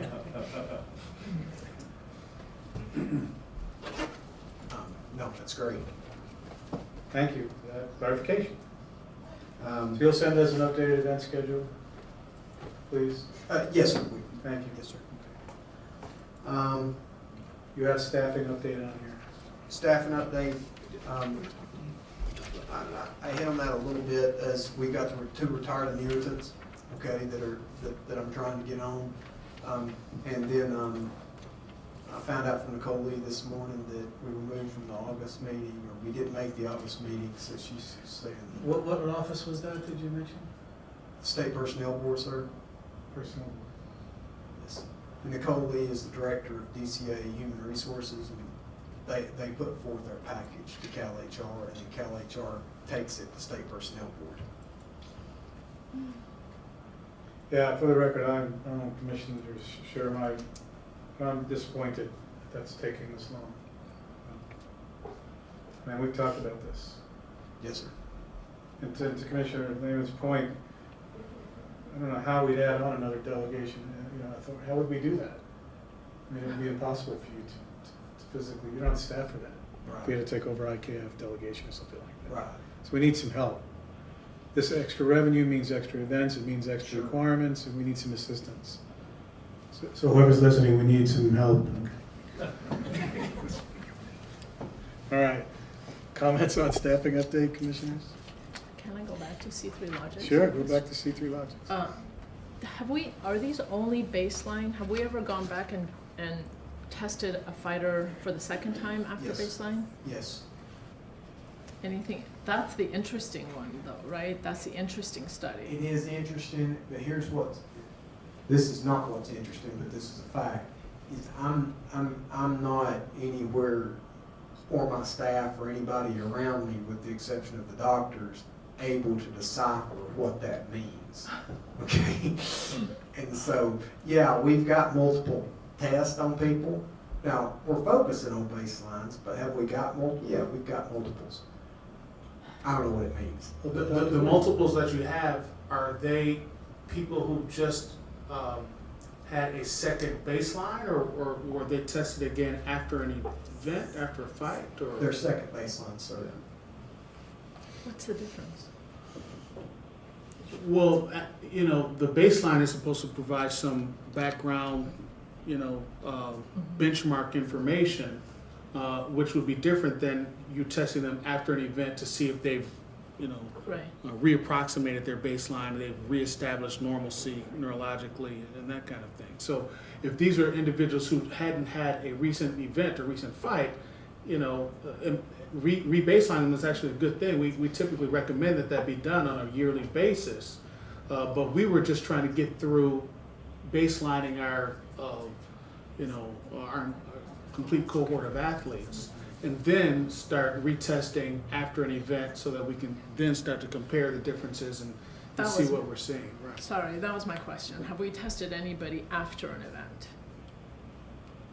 Not to my knowledge.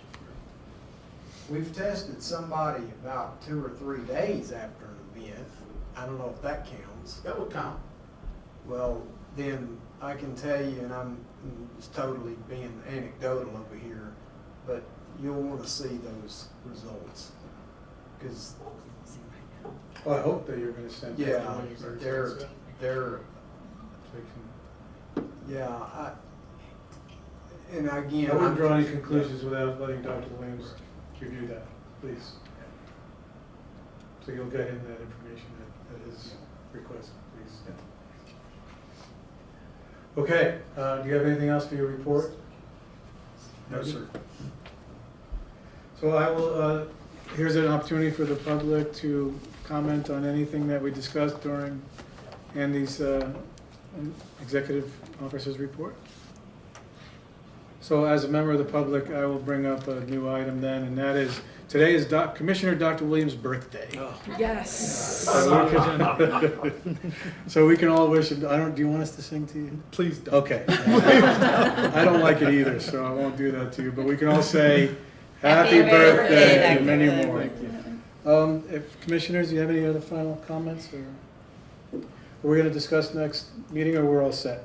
It's Well, we October should 12th. discuss October 12th, LA. We're not sure we're in LA yet, though. Is it October 2nd? Second. October 2nd. Okay. in Southern California, probably the LA area, maybe downtown LA, with a location to be determined after you do your RFP, whatever you go through your process, right? Okay? All right. So I think, if there are any other comments, Van, anything else? Commissioner Souter? Oh, we have- Those are for me. Yes, sir. Yes, sir. Public, raise his hand. Here we I go. wasn't quite sure when I was supposed to jump in, I'm sorry. There you go. My name is James Beers. I've been working with Camo since its inception. I actually have license number 2.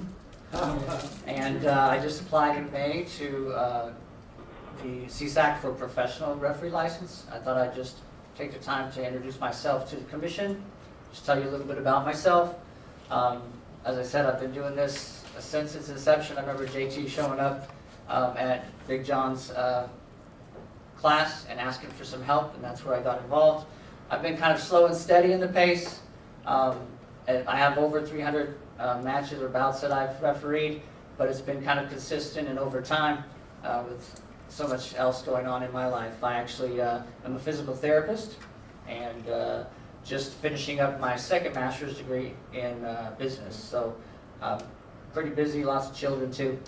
And I've had a great time. I've been involved for a very long time. Actually was a fighter, an amateur one, not like some of these other guys, but involved and knowing the system. Before we started with the whole Camo thing, I was actually on the reservations doing ringside medic work. And they picked me up trying to keep them safe. And as soon as I heard that they were, the problems that were faced with that, as soon as I heard that there was a commission that's going to be a little more controlled, I jumped right in. And so that's what I've been involved with. I'm trying to think what else. I've done lots of training, so I feel like that's helped me a lot of times when I'm reffing. I pick up quicker on the brakes, on the dislocations, on all those kind of things because I've seen so many of them. Any questions that you guys might have? No, but thank you for. Oh, command certified, of course, because I took that class. Oh, and so I started with them, USFL. It's been fun trying to make that adjustment. So this Saturday is another event. I'm doing USFL, followed immediately by Camo. One of the best. Thank you. Thank you so much for, appreciate Thank you. it. Okay, Mr. Foster, we wish you all the best in your travels to Orlando for the ABC meeting. So I know you'll come back victorious as usual. So with that, thank you, staff. Thank you very much, all of you, and meeting is adjourned.